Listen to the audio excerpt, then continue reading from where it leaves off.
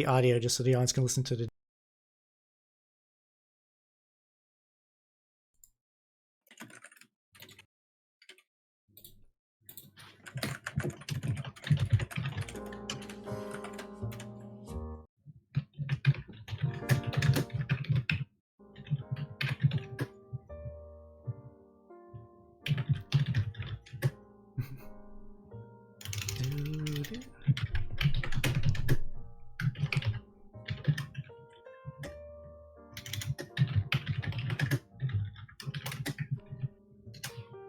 Poor Mao is beating on that keyboard.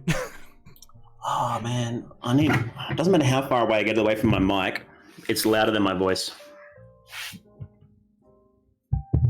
Just have the keyboard like replace you as the voice of Mao.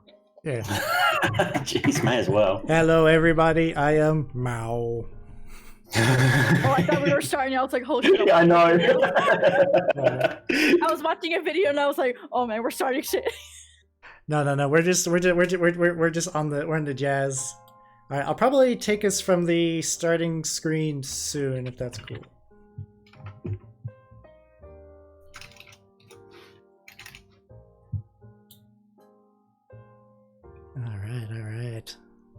All right.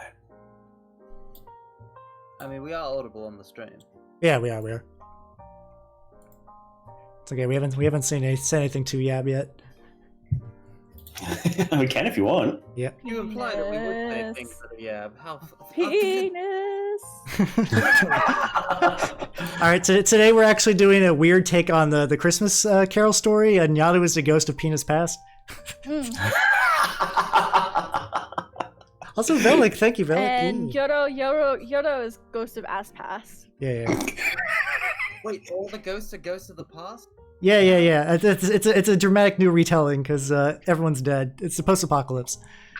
This is what everyone came here for, right? They wanted this and not Vampire the Masquerade. Yeah. Yeah. What's a vampire? All right. Since I can hear voices anyway, I'm just gonna. Masquerade. It's a party. All right, I'm going to take us to the actual scene. All right. I'm also, so sorry. Oh god, I just saw some follow alerts. Hello, how's it going, everybody? Hey, how we doing? Yeah, Hello. it is me, Halbernacht, with a fine assortment of friends. Also, I got some people to thank. Let me see. Mass Rider Rocketman, thank you for the follow and welcome to the workshop. And also Shin Hylos, thank you for the follow and welcome to the workshop. So we're currently chilling right now. Yoro is basically just like power consuming food. Robert Brown. Hey, that was me like an hour ago, so I feel her. Oh, I did too. I was planning this session while like inhaling a quesadilla. So Robert Brown. I went to Raising Cane's and I got me some chicken tendies. Ooh. Gimme chicken tendies, as the cool kids say. Yeah. So yeah. God, that's Dude, what was that again? Yeah, I just eat blood these days. Yeah. He only drinks like demonic power and like the tears of his foes. We all know that, Mr. Foro. We got Echo in there, Ninja Gaiden. Hello, I see Val in here. Yeah. Yeah, you're both playing a Toreador. Yeah, we're playing Toreadors. Yeah. I mean, I was born a Toreador anyways, but Yoda's playing Aria and Aria is a Toreador. So. Yeah, love her. Oh, you'll see. You'll see, Val. You'll see. So I guess something we can. Oh, what did you say, Hal? Ooh, I was gonna say we could explain. You'll see soon. You'll see soon. Don't worry, Val. We got some interesting character stuff tonight. I guess while we're waiting to let's go ahead and like for everyone who doesn't know, everybody, hello. It is me, Halbernacht. I am playing Clan GM, Clan Elf, and my character name is GM because I'm running this bitch. And today I have a bunch of very wonderful people with me today. I'm very excited about it. So what we're gonna do, just kind of vamp for some time while Yoro just like power scoops goulash. Man. All right, haha, vamp. Oh, Yeah. she's here actually. She's here. Oh, right on here she is. Here she Is is. she here? There we go. Yeah, there it is. All right. love you. I love you. All right. Let's see. All right. So here's. Oh, Relic respects me. Yeah. You got like a 0.1 respect now. You're moving up on the what was the sliding respect scale. Oh man, speaking of that, I should log into D20. D20. Yeah. Roll. Get. Yeah. Oh, yeah, sweet. We got to see Boner Skeleton. Nice. It's always a fun time when that guy shows up. All right. So while everyone's getting set up, let's go ahead and introduce everybody. We will start with we'll start with Mao, and then we'll work right to left because why not? Okay. Well, if you guys don't know me, I am a magic dog from Australia. I play video games. I write blogs. I talk about magic, as in real magic, not Magic the Gathering, but actually casting spells and stuff like that. Oh. So if any of that stuff interests you, then come check me out. I'd love to. I love answering questions about any of that stuff. So if you have any questions about anything at all, just hit me up. I just love talking. I love hearing the sound of my own voice. Of course you do. Of course you do. VP long neck. Ooh. Alright, so I suppose I'm next? Yep. Alright, I am Carmine Phlegathon. I am also a VTuber. I'm a very powerful being, a cursed being. I possess great and terrible powers. Ugh. And I'm most certainly not a Chunibyo. That's what a ridiculous No, thing. that What a ridiculous thing. would No, be you're messed up Ben- if true. Your venture today. Yeah. Mm. Yes, I am playing Adventure. That's me. Nice.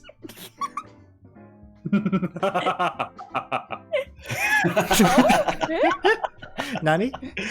Who did that? I think it was Yoro. Yoro did that.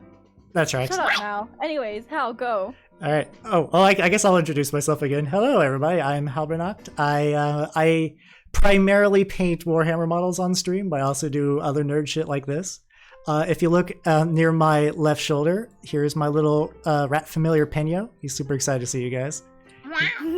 He didn't want to hide in my pocket like usual because he's getting covered up by my beautiful. As you can tell from the scene, graphic design is my passion. So, but he didn't want to get hid by that. All right, then we'll move on to Nyaru. Okay. Oh man, I have a whole spiel. I'm sorry, guys, but I'm ready for alright, it. everyone, ready, set, on. Tiger fiber, cyber, diver, fire, bye, bye, nyan. Jesus Christ! A feral cat has entered the studio. No, it's just someone has asthma and needs to calm the fuck down before she hurts herself. Anyways. Let me fucking support you, bitch. God, I'm your hype man. That's what I'm I supposed know, to I'm sorry. You're not going to be a very good hype man if you're dead, Yoro. do. You know what? Shut the fuck up, Mal. I'm gonna beat you. I have the scissors right here. Don't make me take them out. Anyways, hello everyone. My name is Nyaru. I'm the field idol turned VTuber, and it's nice to meet you. This is my first time doing literally anything like this. Yoro and me and Mao have done practice sessions, but through text. It's the first time doing voice, first time doing a real D&D session, and I'm very excited. If I screw up today, I would like to apologize in advance for my stupidity. I share one brain cell with Yoro, and we can only share it so much between each other, okay? That's true. And speaking of, Yeah. What? Perfect. no! Oh shit. Okay. Hi, everybody. Yo. And I am a supreme leader. And I'm over your mania stuff. And I'm from Expo with Nyaru. And I like vampires and a monster truck and a fire truck. Cool. That tracks. I understood that completely. Also, Pig D6, thank you for the follow. And also, I got a quick redeem for what does Hal do? Well, everybody. Well, ladies and gentlemen, well. I paint rats! Yeah. All right. I paint rats. Yeah. Big rat. I do paint rats. All right. All right. So, Rats. and We then are- Yeah, the rat. Celebrating another birthday rat. yeah. How? It's your birthday day. All right, and That's right. And how? You've been such a good boy this year. Open up the presents while we all see it. oh god. Also, a cuck with no luck. Thank you for the follow. Welcome to the workshop. Yeah. Is that Nyaru? Is Nyaru following you? Yeah. I got a coupon redeem for that somewhere. Hold on. Let me look through my stash. Eh? Okay. All right, so what we will do, we're going to get this started. So we are doing, for everyone who somehow doesn't know, like you just wandered in off the street, I understand. We're going to be doing Vampire the Masquerade tonight. This is, we have a lot of new players here, so keep that in mind. But we're going to all try our best, and hopefully you guys will have some fun with this. So we just got some. Also, at any time, let me know if the audio needs tweaked for anybody. This is, we're playing with a lot of different intensity levels tonight. We got monster truck, we got mounster truck. Those are the 2 audio ranges. I luckily for everyone, I put a audio limiter so it doesn't go too low. Y'all know to have Ted quiet. You coward! Are you dead? What was that? Was that blood? I think she was probably drinking some cum right now, and then it just like she choked on it. Please give her a minute. All right. So, That's not gonna be thick yet. all right. I've turned up Nyaru and Yoro, so hopefully that's good. All right. Quick sound test from both of you two. Yo, man, why you got? Jesus fucking Christ, no!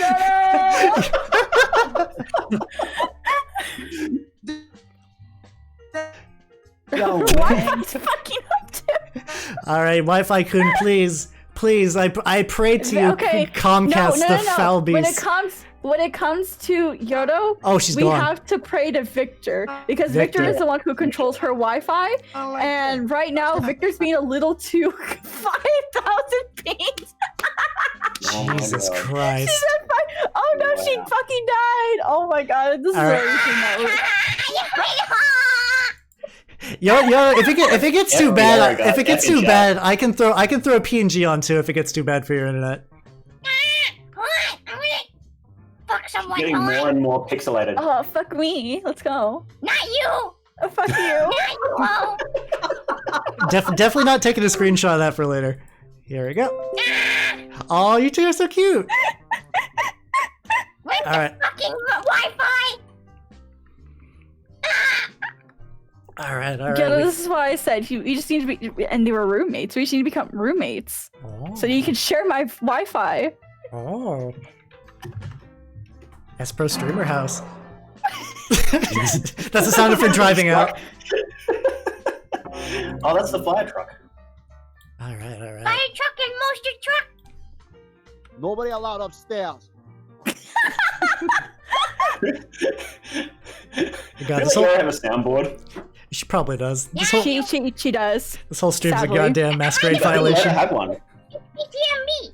It's BTMB. See, we're gonna be like, Oh. come on. Hi. And when House says fucking quest log update, I go, and I'm God damn it. Oh god, I'm getting flashbacks. I love that game so much. We've been here for like 5 minutes and Yoro's already just lost the plot. The, Wait, the, hold on. Where's the masquerade violation? Not masquerade for fuck. it's not even like we're off the rails. It's like they just built the train and they set it down and it just flopped on its side. Like it didn't even go yet. Just roll what it is down the that? hill. I like the sound where we die. Oh, this one? Yeah. If we don't end the session with at least one of us dead, I'll be very disappointed. Arya's Let's too sexy to die. Arya's too sexy to die. She can't die. She's a bad bitch. You can't kill her. 3, 2, 1. all right. So okay. It is approximately 15 minutes in, so I think we should probably get this. We'll get this party Yeah. started for all these fine people. I'm sure we could. If we didn't start, we would be doing this for 3 hours. So let's Yeah. begin. Yeah, And no while that fucking will be pretty kidding. fun, we are here for a reason. Yeah, surprisingly. All right. So to kind of set you guys into the scene, the year is 1925. Yeah, a bit earlier than you expected.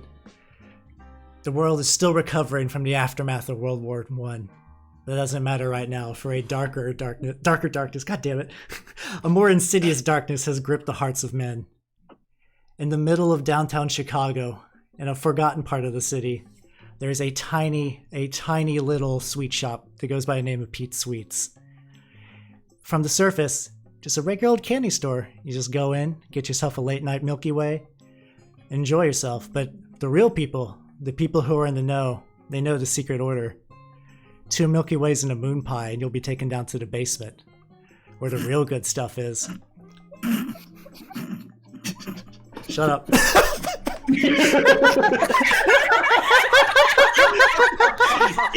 Hey, there we go. Yeah, give me the premium Italian dressing. It was the moon pie that just fucking made me lose it. The internet has ruined the word pie for everyone. That's valid. But all right, so I'll thank you not to make fun of my establishment. yeah. So in reality, Pete Sweets is just a front for the real deal, the Moonflow Club, ran by a Ventrue vampire named Beetroot Pete, where all the hottest performers play, where all the cheapest alcohol is served, and where currently a coterie of 4 vampires lurk, while the kind around them have no idea. All right, so currently it is I'd say it's like an average night at the bar. The night is young, and I think this would be a good way to introduce the characters. So let's actually start with the Pete himself. Describe the Pete. Oh my god, there it is. Oh my god, a unit. Absolutely.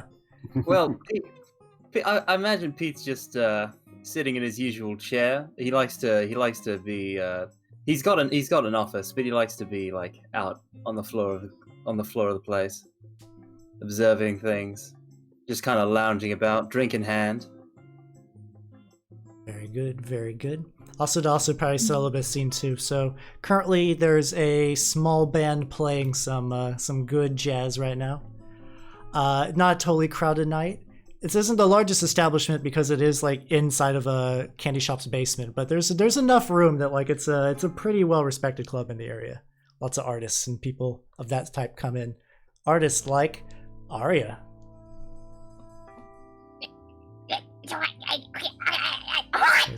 Okay. Vomit the gremlin out. Give her a moment. Okay. Well, of course, I'm just lounging about in the nearest booth or so, maybe talking with a fine gentleman friend if I so do desire. Just, smoking a cigarette, looking beautiful as I always do. Don't laugh! Yeah, I cranked Yoro up a bit for that, so this should be good. This should be good. All right. What is Katsumi doing?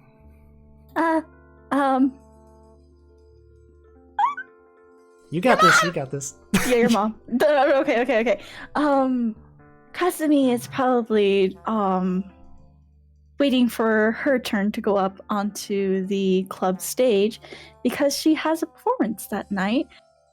Pete gladly gave her the opportunity to do a couple of songs. So, she's waiting there with Aria and probably, just chilling out, waiting, probably not nervous. Oh yeah, all right. Let's actually so we'll say around this point, this is when the singer who's currently singing decides to retire for a cheap watered down whiskey. So Katsumi can take the stage.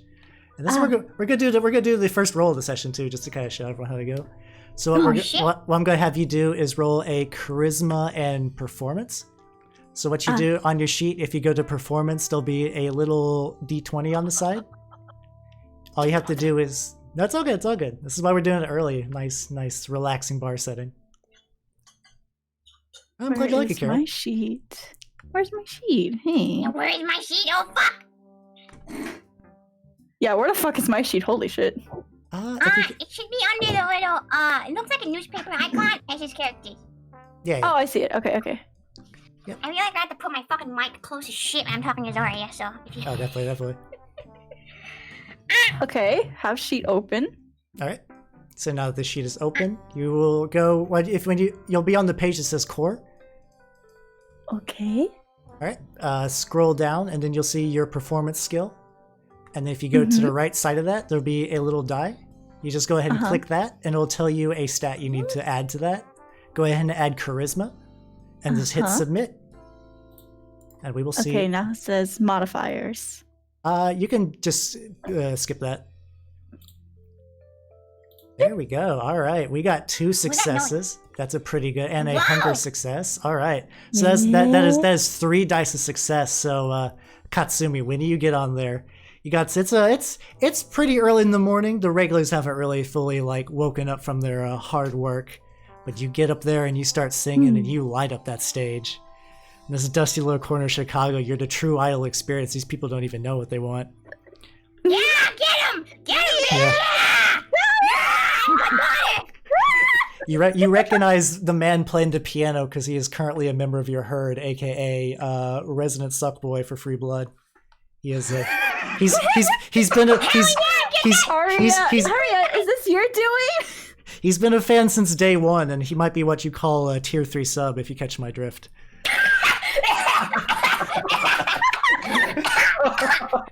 Don't die me yet, y'all. There's still more session.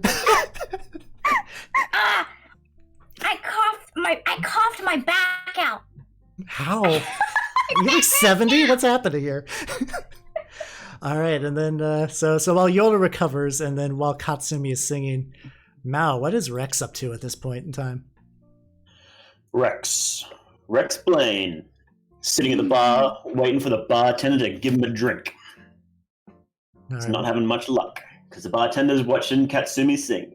Yeah, it takes a hot minute. You have to like physically nudge him. But after a while, he'll serve you a nice drink, even though it doesn't really do much for your vampiric state. Sometimes just the act of doing it these days kind of brings you some semblance of normality. Just pour it down and then watch her sing, and then a familiar figure enters the bar. A certain, what you say, fuckboy vampire by the name of Henry Luc Roche Marquis Saint Andre. Yeah, that's my sire, yeah! Oh God. He has a slink to his step. You can definitely you can all smell the scent of blood on him. At some point in the night, he must have lost his suit jacket, and his tie is left askew. Aria in particular notices a errant lipstick mark on the back of his collar that he does not seem to notice. But he comes Just in. glares. Comes in. Because I know. He just comes in and waves at everyone like he has no care in the world. He's an even bigger slut than me, I swear. I just glare because I know he's no good for mom. But okay, whatever. He walks over to the booth that Aria is currently sitting at and takes a seat, mostly admiring Katsumi and not necessarily giving Aria too much attention. Just enough to keep her wanting. Mom's gonna get pissed. What the fuck? I think that's bad.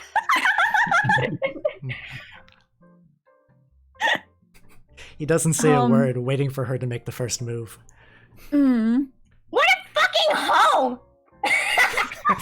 He told me he was a dick in the instructions, so I'm following through. So it's my turn, right? I say something. You guys can do whatever you want in more or less any order. Okay. So don't feel like I need to point to you to do stuff. Oh, okay. Aren't you on stage? Yes, I am. That's why I'm just glaring at him while I perform. Hey, hold on, you like bitch. You motherfucker! Yeah, exactly. Because he's not good for Aria. Okay. He just. Well, I suppose I'll just look at him and go, nice seeing you here, I suppose. Oh, yes. What have you been doing tonight? Just give me a moment. I want to watch my grandchild perform a bit before I deliver some most troubling news. Quite a picker you are, Aria. I will. The bird really can sing. What the fuck did he say? What did he say? I couldn't hear my grandma hearing you. Oh, he said you picked them well. Of course I do, darling. My taste is impeccable. You of all people should know that. Hmm? Yes, of course. I suppose we shouldn't dally, though. The night is young, and there's something most urgent I must talk about. What is it? The Primogen. She's requested an audience with us. Primarily me. And I wanted to extend an invitation to you, Aria, and the rest of your coterie. Something to do with the prince. Oh, goodness, not that man. Yes. Well, I'll let the others know. I'll think about it. No, it's not a request, I'm afraid. It's urgent. So to give you Fine, guys some background, the prince, a venture who goes by the nickname the Saint, because he's weirdly enough the most like friendly human social vampire you've ever met. Like imagine a vampire who is good enough at being friendly that he can keep an entire city like Chicago like more or less held together. Though even in these nights, that's starting to strain. He's been missing for about 2 weeks and no one's heard a word of where he's gone. Shit. That's not good. Nope. Ruh-roh. So he will straighten his tie and stand up. I'll be waiting for you at Studio 777. Come when you're ready, but don't take too long. Don't tell Would me we what know to anything do. about it? Sure. Probably let's see what the sort of social roles here are. That would be, let's say, streetwise and maybe intelligence. Intelligence. Ooh, there we go, Mr. Rex Blaine. Very good, very good. Wow. You know, you definitely know all about it, including some stuff most people wouldn't really know. I think Aria will probably have a little extra information built in. Also, 444 Big Boy 44. Thank you for the follow and welcome to the workshop. I'll go ahead and start. Wait for modifiers. Do you put anything in? No, you don't have to. That would be for Okay. if I give you bonuses or penalties or something like that. Aye.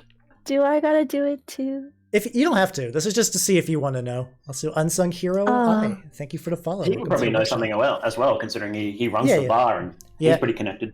Oh, definitely, yeah. Yeah. I've got I think no streetwise and 2 intelligence. That's fine. You could roll it anyway. All right. It's not the biggest deal. All right, you got one success, so you're not totally out of the loop. And I'll go ahead and start kind of revealing off some info, and I'll just let you guys know. So for both Pete and Rex, Club 777 is probably at this point one of the biggest nightclubs in Chicago at the moment. Very wild place. Weirdly enough, they don't seem to hide the fact that they have alcohol, which is strange because that shit is illegal. But meanwhile, it's kind of an open secret in a way that like Pete's very frustrated because he wants that kind of power but just doesn't have it yet. Yeah, I put a lot of effort into this whole setup.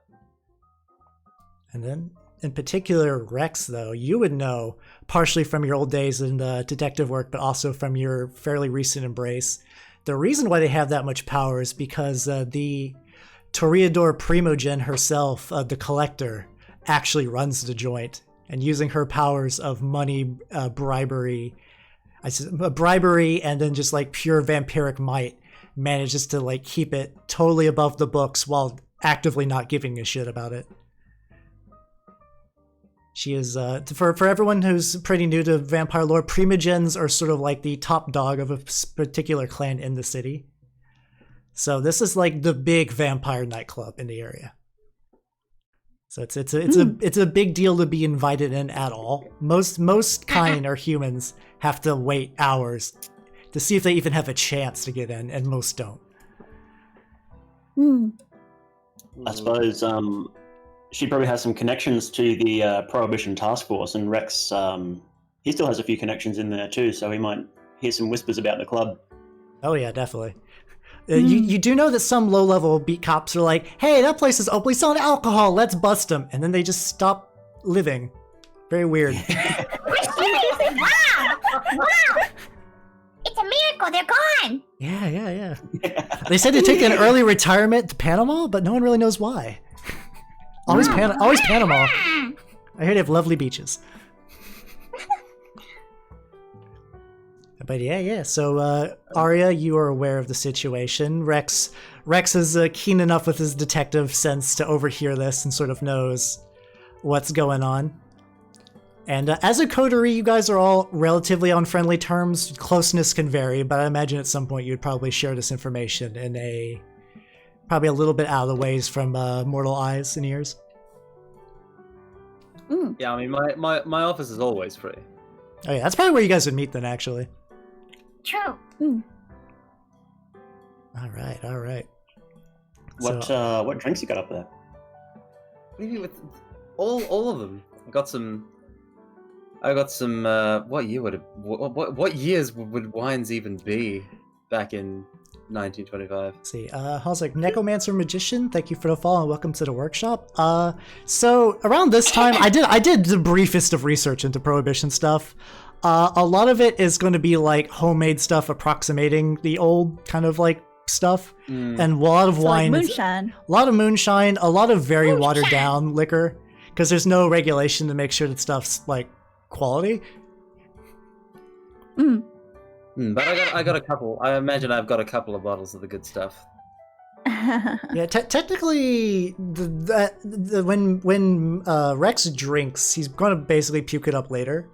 But like he does have like an addiction that carried over from his mortal life, so like he's not necessarily fully in control for that. So that should clarify some stuff up. Oh, I do have that. Was it like iron stomach tray? Oh, you do have iron stomach. Yeah, you can hold in food for a lot longer. So yeah, he's got a Mommy room. on the primogen. wait, what do you? Something On the primogen we made. Just puke it up. Yeah. Just vomit Yeah, on just let it fermentate in your stomach and then you just throw it back up. Madame, would you like a straw? Stop! I'm drinking a soda right now with a straw, please. I'm a psychic elf like that. All right. So yeah, Aria, go give the crew the scoop. How you gonna tell them? I guess.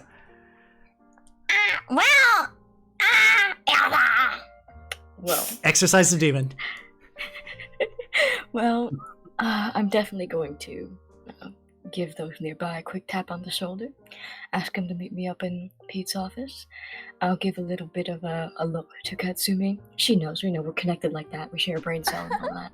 So she'll definitely know when something's up by the look I give her. I'll beckon her with my finger.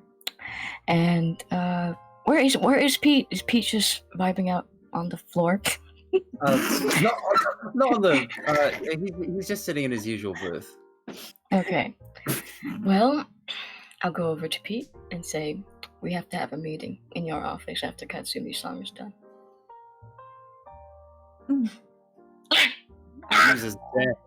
He was damn right about that.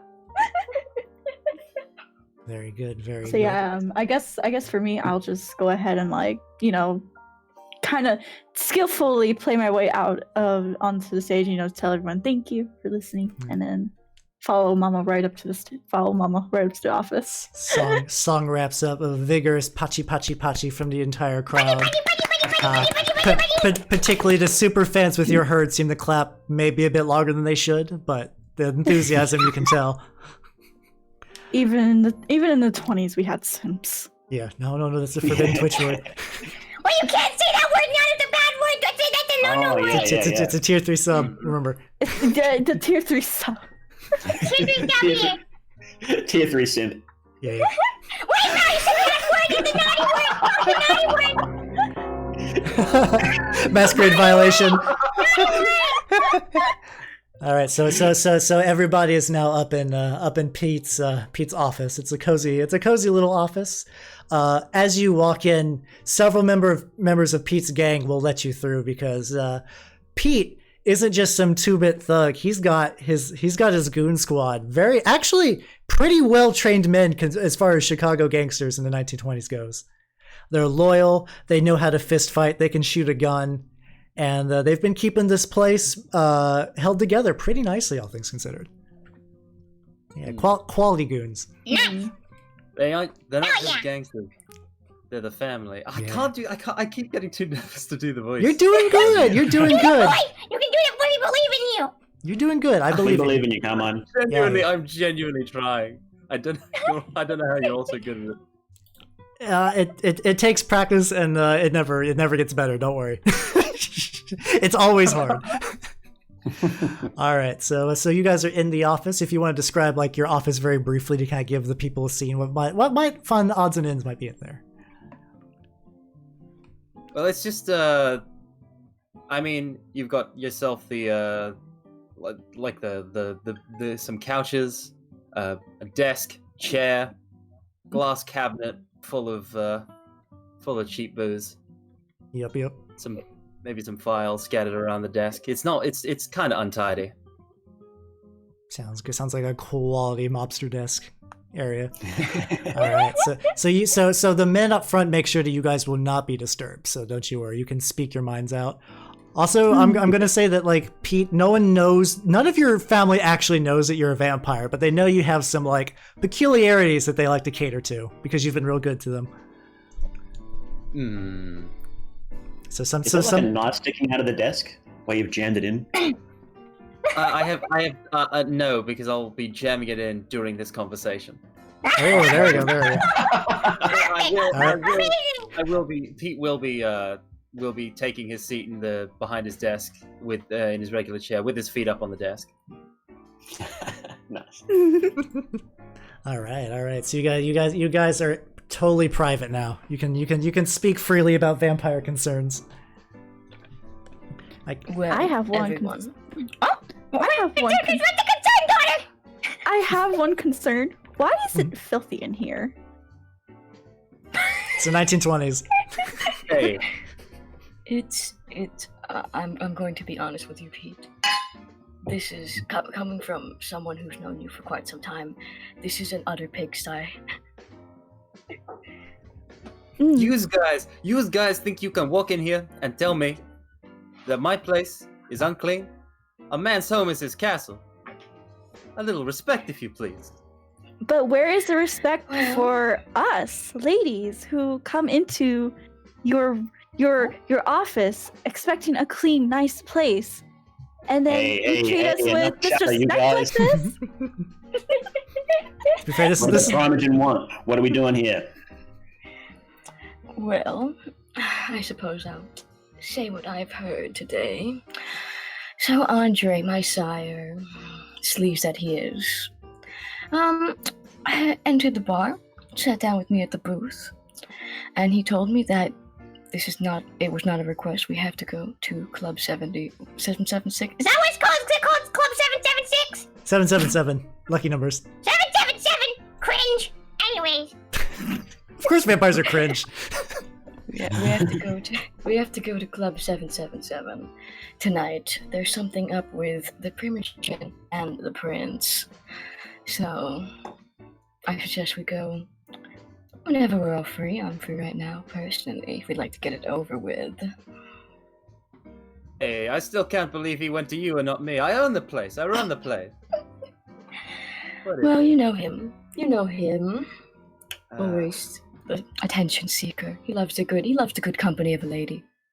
No And I kidding. am a good lady. I will give myself that.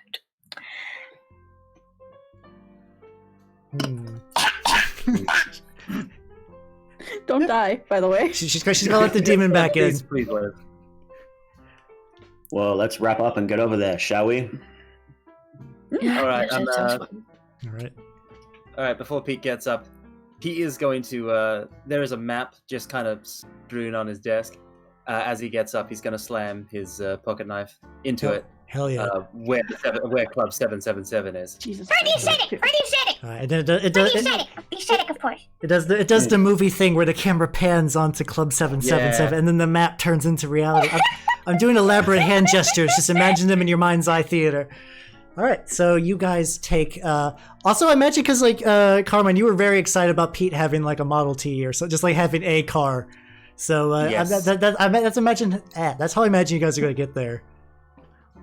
And you're in the it's back when a Model T is like not the newest car, but like having a car is kind of a big deal. So like the fact that he has one, pretty good, pretty class.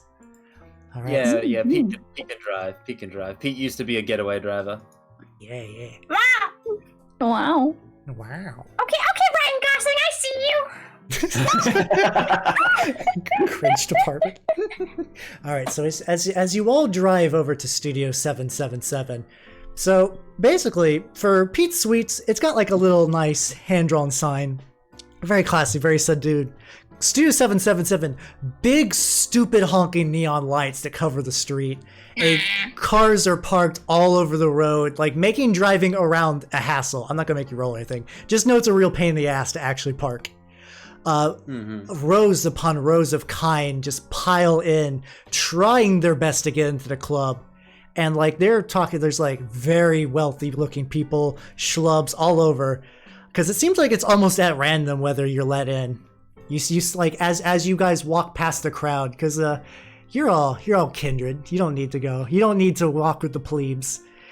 You just stride along and you see the bouncer, a very like huge, imposing, what you can instantly recognize as a fellow kindred himself.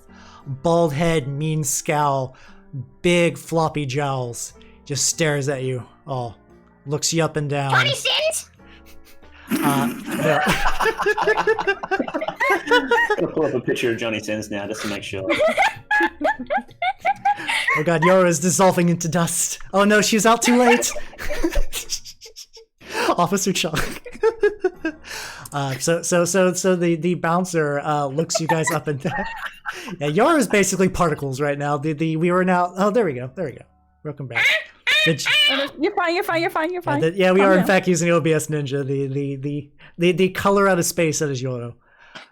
So you guys get to the bodyguard, the bouncer. He's like, "The lady's been expecting you. Come on in." And like at this point, there's like a very like rich looking couple. Like, "Hey, what's the idea, wise guy? I've been waiting with my lady." And he just grabs this dude by the face and pushes him into the side of the wall. Get the fuck out. And then they scatter. They just like the lady just like picks up her dress. She's like, "Oh!" Just like walks out of there. The dude, a broken nose would be nice. His nose is basically inverted as he just kind of like hobbles away. Jesus. Officer Chunk, you didn't have to do it like that. Chunk. The collector. It's Chunk. It's Hunk. Officer Hunk. Officer Hunk. The collector doesn't want riffraff around her establishment. Come on in. And you guys he personally leads you inside, and like inside it is luxurious. Like Katsumi, you've been playing at like little 2-bit bars for a while, even when you were still among the living. But here, this is your dream. A massive stage, full on like orchestra, seats upon seats upon seats of eager patrons. There is a bar out in the fucking open and no one cares. Cops are drinking at it. This seems like that shouldn't be happening, but this place is just the most flagrant showing of power you can for being a club owner in the 1920s. Oh, also Mario Rossi Penguin, and there's also like Sussy VTuber. Thank you for the follows and welcome to the workshop. All right, back in the business. It's gonna be a little rough for me to announce people. I will try. Also, Radadut, welcome as well. Yeah. All right, so you as everyone enters in, so the vampire, the bouncer, he sort of just like guides you guys to a set of stairs that lead to a upward, like a balcony seating that just looks over the whole crowd. It's the most beautiful view. And inside is the collector, the Toreador Primogen herself. Very tall lady, long curly black shoulder-length hair, scandalously cut black dress. She's smoking a cigarette with one of those like long cigarette holders. But the thing that really strikes you all is the fact that her eyes are milky white, entirely clouded over. Oh. But meanwhile, like when you enter, she still makes eye contact, even though by all accounts she should be blind. Next to her side is what's his full ass name? Henry Rook Rock Marquis Saint Andre himself. Clearly just like sitting next to her in deference. Just on his knees. On his knees, even. On his knees. Does she have fat tits? Oh, fuck yeah, she does. Yeah, let's go! Let's fucking go! Yeah!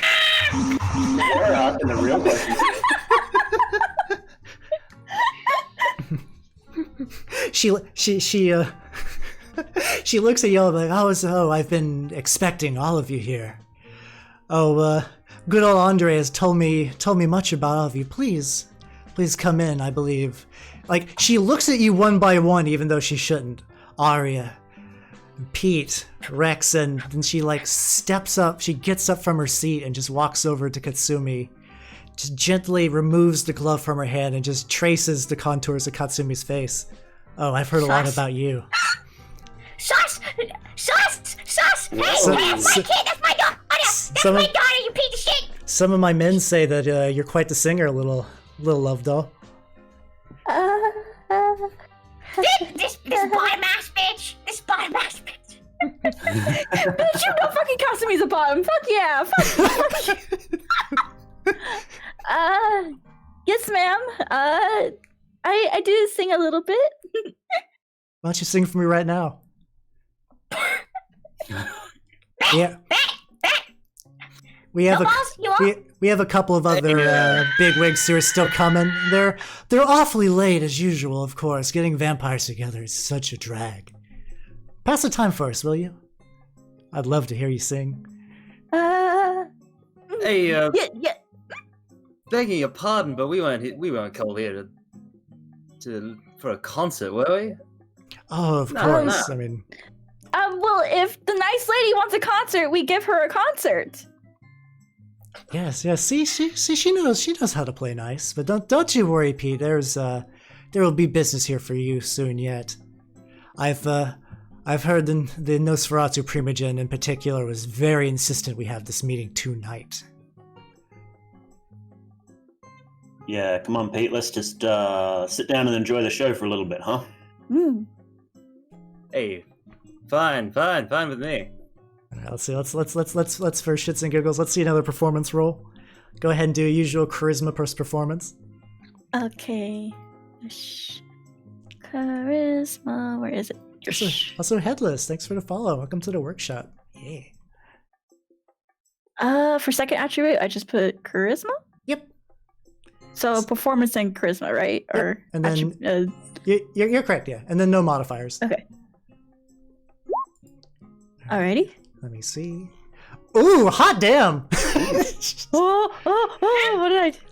Okay. So to give you guys ideas on the system, getting 1 success is like very trivial. 2 is pretty average. 3 is pretty good. Getting a 4 is really good. It's really good on 6 dice. So you just like probably this is the best thing you've done in probably since you've been dead. Well, yeah, because I saw the Coming place. through. Honestly, I see this place and I'm inspired and I want to aim for a stage like this. So I must put up my best foot forward and give the best performance I can for future opportunities. Oh yes. She said you can tell by the look on her face she's like very, very pleased. As she whispers under her breath, "Oh, I'll have you yet." Oh, And she gonna get fucked! And Oh, then, hell yes. I am gay AF and I'm ready. all right, and then as the singing happens, some other vampires enter. Each group. There's 3 groups that come in. Very obvious from all of you that these are the Primogen and their sort of posse. The first one that comes in, tall, lanky motherfucker, a face that looks like it was beaten with the ugly force, and a set of teeth like a car crash. Oh my god, Nosferatu. Yep, bingo. Nailed it. He comes with another set of Nosferatu goons, effectively, other vampires, and they're carrying a large, dusty, like a full-on, like almost like a pirate's chest. It is an old rickety wooden thing, but you can tell it's covered with enough just like inscriptions and symbols that like there is clearly some sort of like magic involved with this. Like some Tremere stepped in to make this chest extra secure. And then next comes a group of very rowdy men, very excited, knocking over stuff. The one that seems to be their leader doesn't actually look that different from the rest of them. Basically, you guys are all relatively classy people. You're all wearing very nice clothes. Pete's a pretty up and coming mob boss. We got Rex as a detective. We have Aria is dressed for a success, and Katsumi is in her singing outfit. The Bruja Primogen, which you guys know. So in Chicago, the prince, known as the Saint, likes everyone to use nicknames because he's. A word on the street is he's bad at names, but also he likes to kind of help keep vampire affairs and mortal affairs separate. This Bruja just goes by the name Greg. Like everyone else has a classic nickname. He refuses. Greg is wearing like dirty, ripped jeans, a loose button-up shirt, suspenders, and a floppy newsboy hat that looks like it has like fallen on the ground and soaked up just like the slime of Chicago over and over again. But meanwhile, he seems relatively gregarious. He's like, Gregarious. Like, funny joke. So the basically none of the Nosferatu really say any words. They just kind of like nod and just like shuffle off to their corner.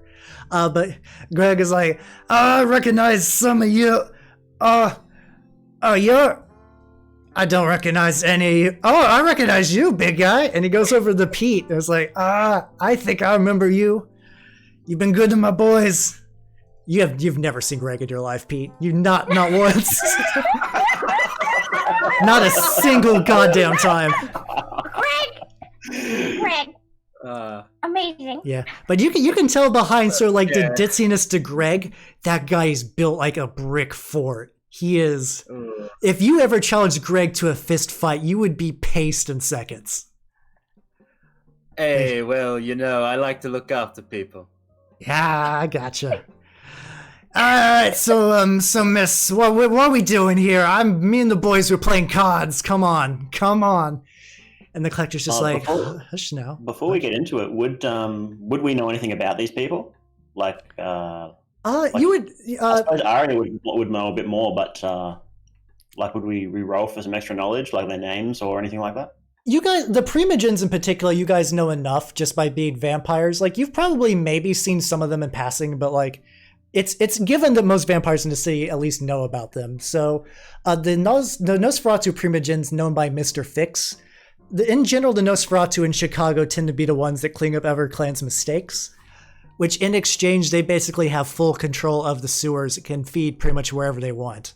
Everyone else is sort of confined to little zones. The Toreador primarily feed on like little enclaves of artists and clubs. The Ventru usually kind of like stick to their business areas. The Bruja stick to their docks.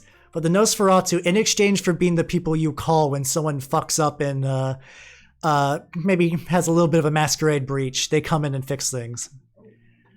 But yeah, Mr. Fix is not the friendliest fellow, but he's not like particularly a bastard.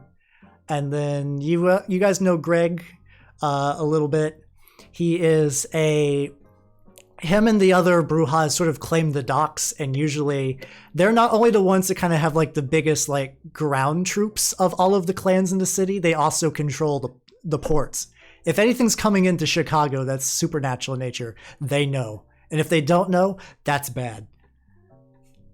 I see. Daddy gave you good advice. All right. Want to pull on it.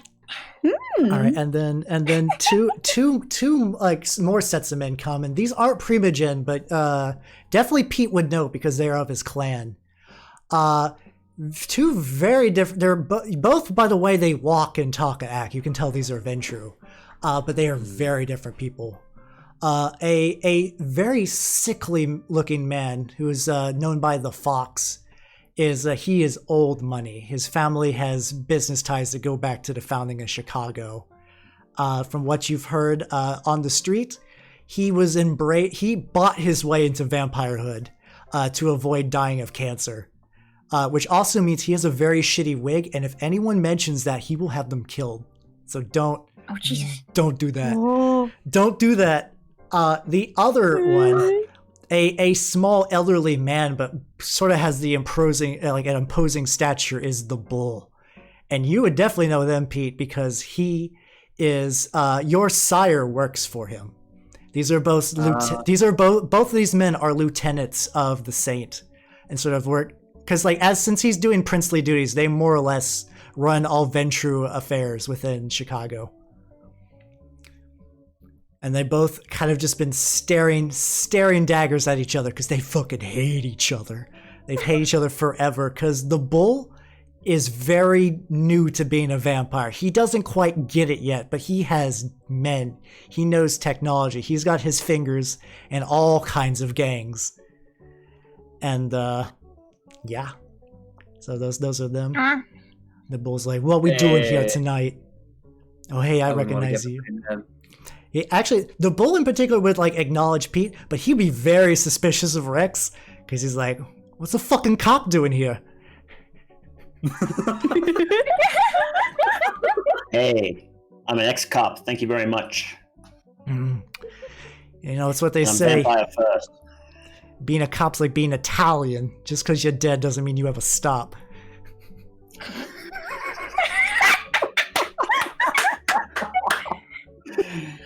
Well, we got business to settle here, so let's get to it instead of fighting, shall we?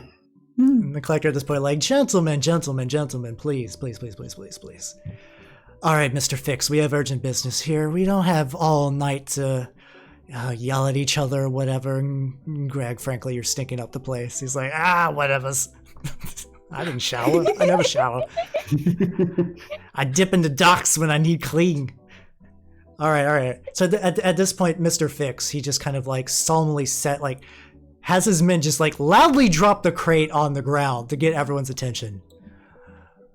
Fellow kindred, we have run into a problem. I believe we have found the prince, but... And then he snaps and his men open the crate, and inside there is a dusty suit. We found... Oh my fucking god, he fucking dead. Oh, shit. Yep. One of my men was informed by a gangrel who was flying over top of the Chicago Temple building, the tallest skyscraper we have in the city. They found his clothes just flying in the wind. And if Mr. Detective Boy would like to do some rolls to do some detectiving, now is your time. Sure, yeah. I believe there is a investigate skill, and let me see. Let's do an intelligence and investigation. Intelligence investigation, okay. You got some time to no modifiers. All right. Let me see the results. All right. Very good. Oh, actually, this is real spicy. Oh. These rolls have been fire so far. They have been no shit. very fire. I'm gonna roll solo. Yo, definitely. Someone has to pay the price for these good rolls. So without even thinking, Rex, you just kind of dive and start looking. The other vampires kind of look like they want to stop you, but at this point, actually the bull is like, nah, let him do his work. I'm curious who whacked our boss. Ooh, posture check. Everyone sit up straight. And as Sit straight in your mom. yeah. All right, so you notice some very surface level things at first, and then something really spicy. So some of the first surface level things you notice, there doesn't appear to be any signs of struggle. You can confirm that this is a very nice suit. If this is not the Primogens, it is someone who has a very similar build and has commissioned the exact replica of a suit, which would take tens of thousands of dollars. Fancy suit. The ashes, you kind of just wriggle them through your fingers.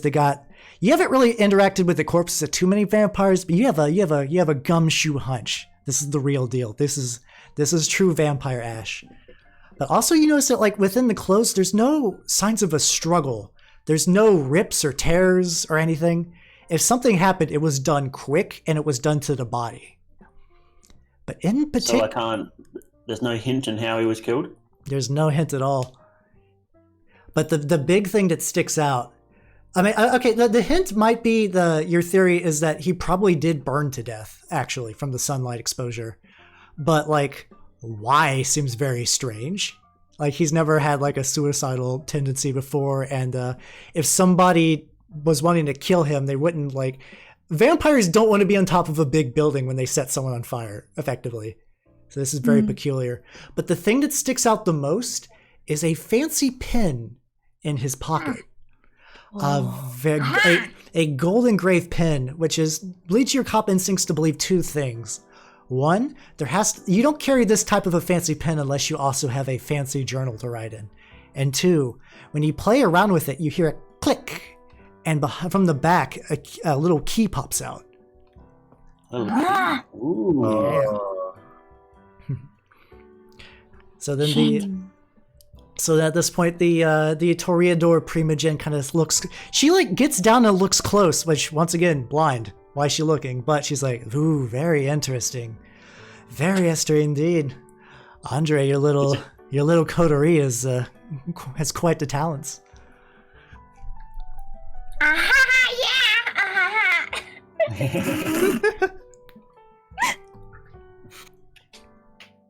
Are you saying something, Mel? Oh, I was going to ask if we could hide the pen, but you can hide the pen, but you'll have to do a. I can retroactively go back and say you can attempt to hide the pen. Let's just get some rolls on that. That would be I'd say a dexterity plus a. Let me see. Stealth? I'd say stealth. That would work. Before you do, I'd like to point out that just don't get caught, because that's a very good point. I'm not going to try that. Okay, that's fair. That's fair.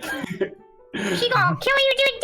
No, right. not worth it. But luckily, you have enough time to look it over. That like you have a pretty good idea. Like you couldn't replicate it entirely, but like if you were to like go later and like write it down on a piece of paper, you could probably sketch the thing good enough to get like a good reference point. Yeah. So don't worry. Okay. So at this point, they're like they actually don't seem to pay that much attention to the pin. Mostly they're shocked at the fact that the fucking prince is dead, which is not good. Something you guys notice is that so in general, there's a lot more than just 3 Primogens in the city. There should be 7, and 3 of them have not shown up. Particularly, the Malkavian Primogen, the Gangro Primogen, and the Tremere Primogen are missing. So at this point, Greg's like, what do we do now? I mean, he's fucking dead, right? I mean, I'm looking through his ashes, and he's not getting any more alive or undead. And the bull's like, well, you see, me and Mr. Fox here, we gotta have ourselves a little talk, because first off, someone's gonna have to take over the spot of the Ventru Primogen. And I bet he's not gonna... I mean, I think I'm the most qualified, of course. At this point, the Fox is like, oh, you shut up, you old dog. You're barely out of the grave and you try to boss me around. I've been waiting for this all my own life. And you have nothing. You have men with guns. You have liquor cabinets and... you have fucking nothing. It's like, I might have nothing, but I got the spirit. And I got good men. And when I see your ashes scattered over the docks, we'll see who's the Primogen now. And like they kind of lock heads, and then the collector's like, if you two are gonna argue, you can both leave. We have actual talking to do here. And if at any point you guys want to chirp in too, feel free to do so as well. Don't feel like you have to listen to this. Yeah. Okay.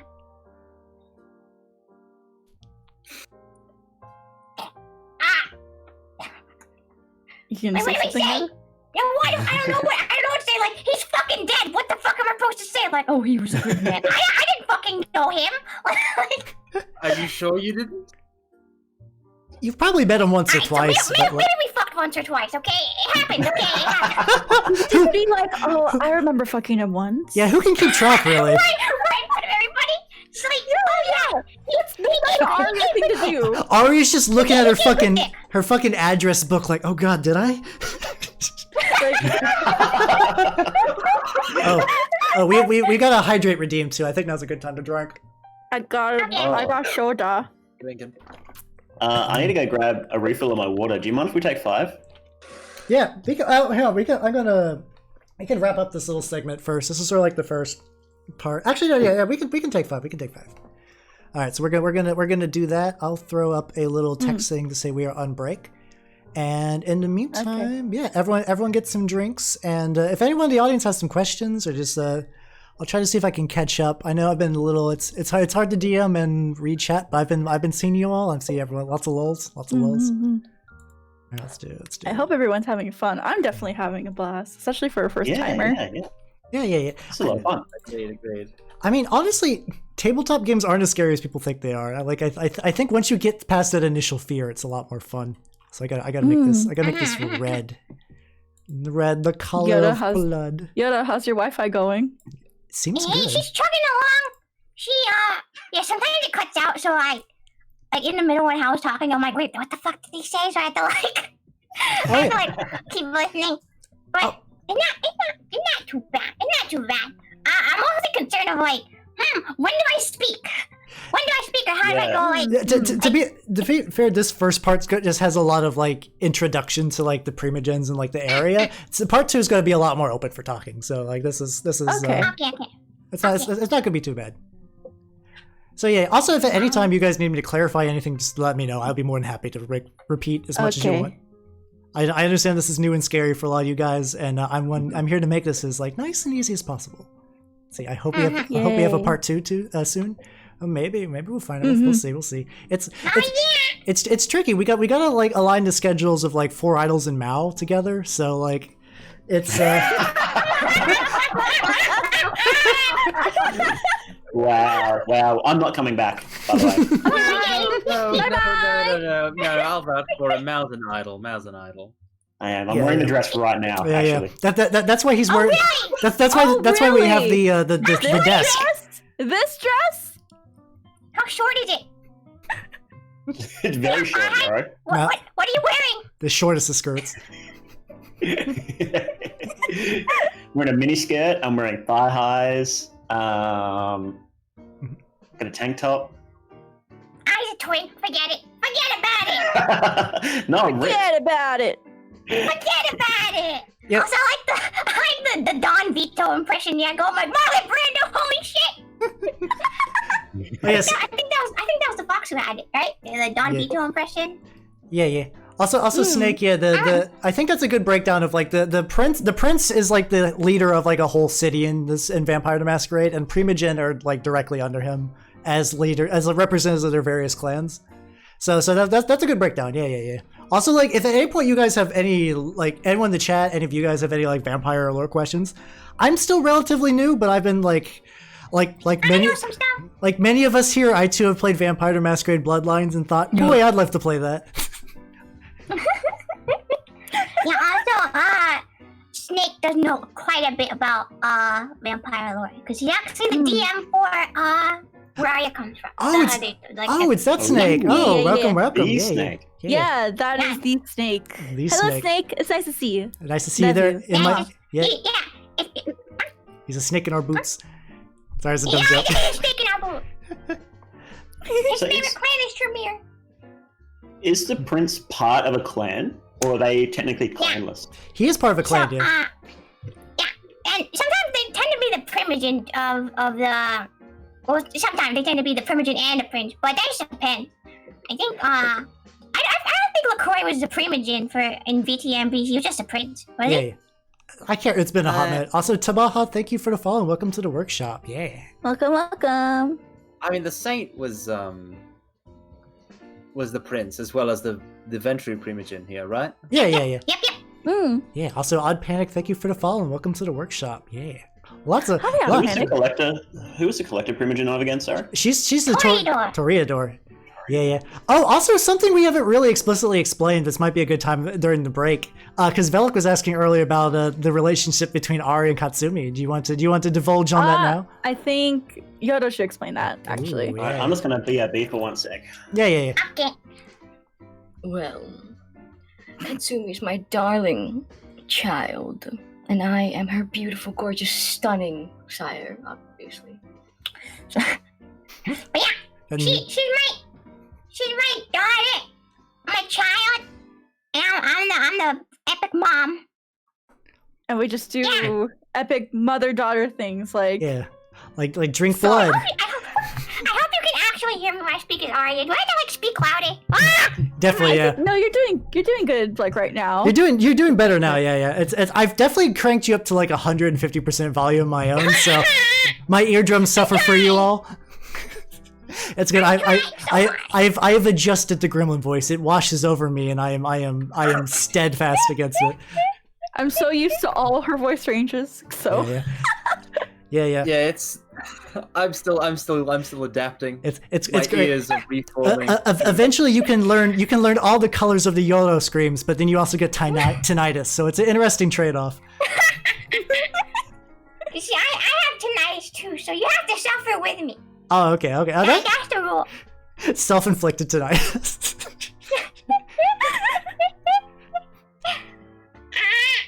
I gotta still figure out the Aria voice. I feel like maybe because I'm doing it like now and I'm like a little nervous that it's a little harder to like get it down, you know?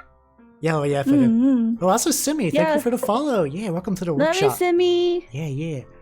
Also, see some chat questions. Do prints have favoritism? Usually there's some favoritism, I'd imagine, but like it varies. I'd imagine Ventru in particular probably would have a lot of favoritism because they're like the Snooty McSnooty clan. And do The snooty Yeah. McSnooty.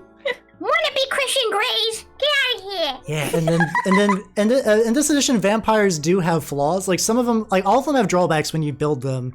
And also, there's a chance if you can. We're playing 5th edition just because it's easy for everyone to get. Even though I'm ignoring a lot of stuff in the book that I don't care about, as far as like Thin Bloods and K-Tiff and whatnot. But they do have a chance of like also when they get stains, which is like when they kind of forsake their humanity and act again. Like Aria doesn't want to like feed on women or children. But like if at one point she gets like real ravenous for the suck, and there's just like a fine lady nearby, she might have to do it out of like necessity, and that would stain her, and then there's a chance she could lower her humanity that way. So that's like that's another and then during that kind of like break, that could also cause some Toreador compulsions to come out as well. Yep.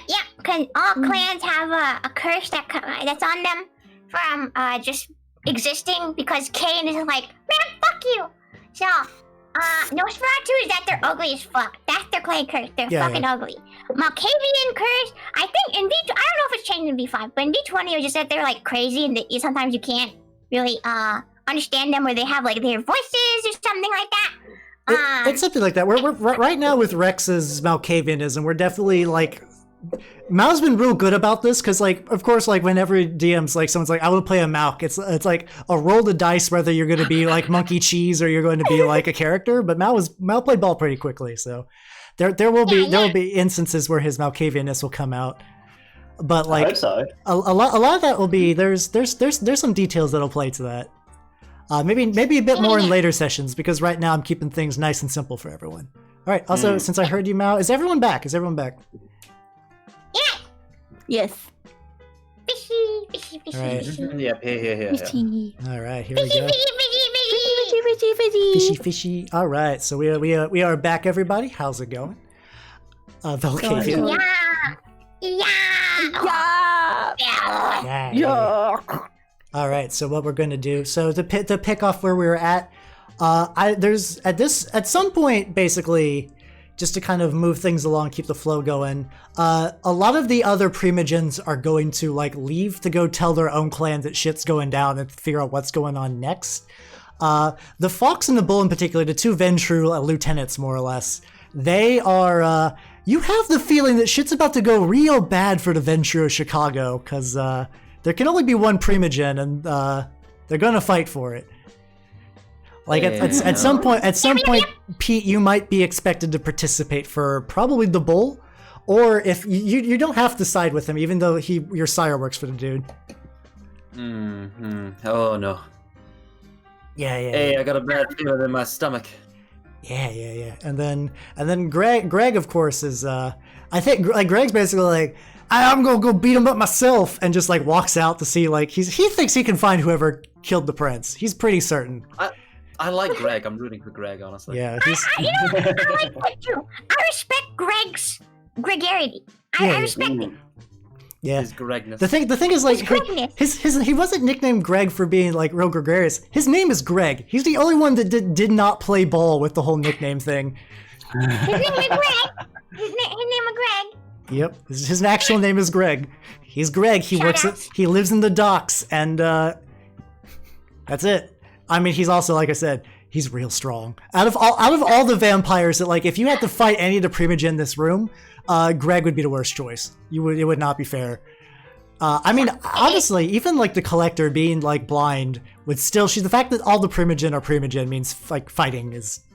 They're pretty good at it, at least a little bit. But anyway, so at this point, all of the Primogen, except for the Collector, kind of like filter out to deal with their own stuff, and then she's sort of just looking at all you and smiling. Also, Andre has been pretty silent this whole time. Mostly he's just Point and laugh. yeah, he's been put in his place a little bit. Oh, this is entirely my own creation. I'm not good at using modules. I just don't know how to use them very well. All right. So at this point, she just kind of looks at you like, well, very, very interesting, all of you. The way you acted, the way you behaved. I've taken quite a liking to all of you. Which is why I want to propose something. Listen, we're going to be done mourning our dear Prince the Saint. Oh, I miss his rule already. Sarcasm. But she's like, once the fake weeping is done with, we're gonna have to figure out who's gonna be the next the next prince. And honestly, God or Satan or whoever rest his soul, the poor sap the prince barely held the city together, and it's only gonna get a lot worse now that he's dead. I'm gonna need all the vampires I can get under my side to keep things, to push me to where I should be, sitting on that throne, and I bet I could turn this Chicago around. And I believe I have a couple of things that would interest all of you, were you to accept my humble offer. Aria, I know you are quite the artist. I don't see quite like others do it, but I can feel the brushstrokes on your art. I can taste the dedication you put into each piece. And as she says that, she gets real close to you, like real close. This lady has no sense of like personal boundaries. Wow. You know, if you were to like, I don't know if Aria's tall. I imagine not. She definitely is, and it's like coming at you. Full mommy mode, huh? Yeah, so she's like, well, we can have your work hanging in Paris. I have connections there as well. Would you like that? Oh, I bet you'd like that. And you, Katsumi. And then like as soon as like Aria's like, oh god, she gave me a tent, and then she moves on. Now you, Katsumi, look at that stage over there. You see that? A kind singer's performing there, and those poor mortal throats, they can only do so much for you. The siren call of a vampire would really light up my stage, but of course I can't do that if I'm not the prince. I got so much other stuff to worry about. Booking is going to be so hard. And you, Pete, I know of your Moonflow, is it? Very nice club. I'm sure you're looking for better. Is that right? You want to be big. Pete looks incredibly, even more so than usual, incredibly stone-faced as he sizes up. Yeah, you can definitely like. She is like it's. I'm not even gonna make you guys roll. It's obvious that like she's very in it for herself, but like it's not like she's lying. It's like she's kind of think you guys are like fun little puppets that she can bribe to do the dirty work. Which I mean, at this point, being fairly young vampires, that's kind of the way to move up in vampire society. I get it. I get it. It's just that you haven't fallen to her mommy GF vampire wiles. No, but also because I'm debating on whether or not to just straight out ask her if she killed the Ventru Primogen. That's kind of ballsy, dude. That's kind of ballsy. It is kind of ballsy. It's very Pete though. It's very Pete. Yeah. Hey, I'm gonna do it. I say I just size her up and I say, Oh, hey. fuck. Yeah. Oh, All right, you gonna ask her? In my thinking, the only people who would be interested in killing the Ventru Primogen, the prince, well, hey, they'd have to be other Primogens then, wouldn't they? So could you tell me right now?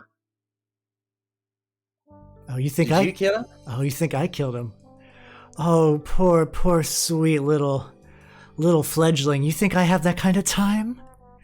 I got politicians to bribe. I got clubs to run. I got objects to collect, and I don't. Oh, if I could only slot in a chance to kill the prince, but even so, why? I don't care. I don't care whether he lives or dies, but if the opportunity's going to present itself, I mean, why shouldn't I be on charge? Why shouldn't I be on top? And even then, Pete, you shouldn't be asking questions like that. No, but it's good. Oh, he's such a brave little boy over here. Hey, I just had a lot of respect for the guy is all. I don't want to work with his murderer. Valid. Can I roll like awareness or something to see if she was lying? Yeah, sure. That would be awareness and I would say probably wits. Awareness and wits. All right, there we go. What the fuck is up with your guys' rolls tonight? Damn. It's all gonna be good. It's all gonna start off good, and then once we get into more session, it's just gonna go downhill. Yeah. That's always how it fucking works for me, dude. I know it. I feel it deep in my balls. I'm gonna get like a 1 or some shit, dude. Like, I'm gonna get like nothing. Oh yeah. So we're gonna roll and it's gonna be bad. It's gonna be so ass. I'm dreading it. Please. all right. So I think I need to play with Nyaru's setting. She's slowly turning more ghost-like. But keep going. I ghost. She ghost. But anyway, so what you've discovered, I'll worry about that later. So what you've discovered of Rex is that she is telling the truth, but there's like a hint of sadness that like she kind of wishes she did. Like that would have been a real power move for her if she like orchestrated his death. But you have a feeling that she's not responsible, but she definitely has a lot to gain from this now. Yeah. Yeah. All right, Pete, let it go. I think she's telling the truth here. Yeah. Hey, this I can respect. It's like, oh, and then you, the inquisitive one. Oh, you're a real hard vampire to read. Tell me, what do you want? What's the thing that drives you wild? Well, miss, I don't think there's much you can offer me, but you give me a regular paycheck and I'll do what you like. Straightforward, man. I appreciate it. Very well, I can make that happen, and I'm such an inquisitive little boy. I'm sure you're very interested to see what happened to the prince. Oh, I am... sort of. I mean, it would be nice to know what killed him so I could take similar precautions to avoid my own untimely death, but... if we never find out, I'm not going to lose any...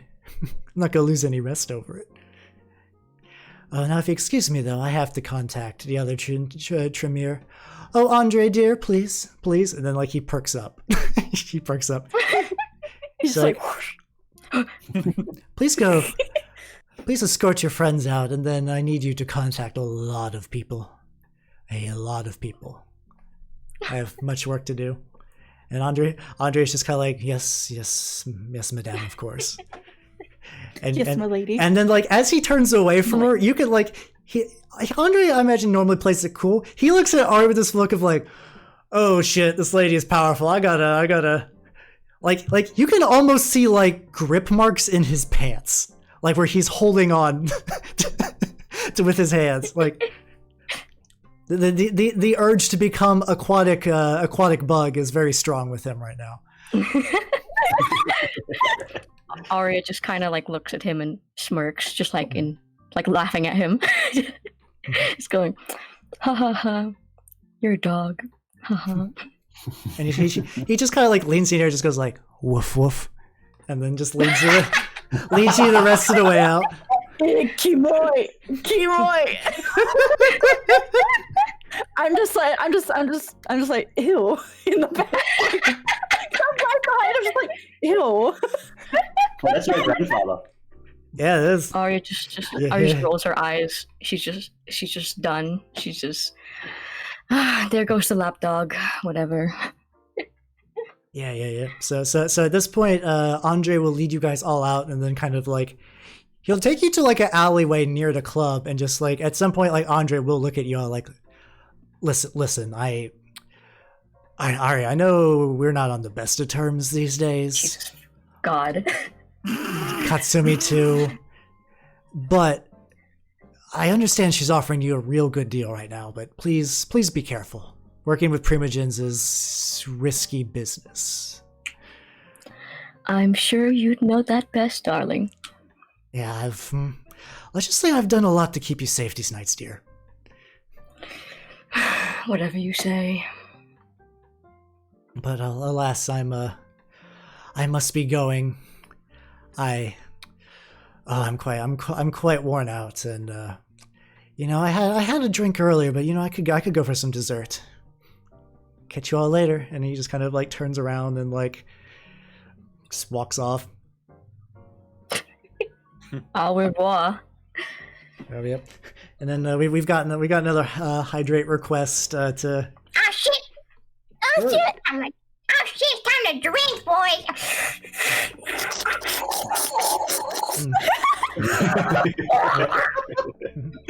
All right.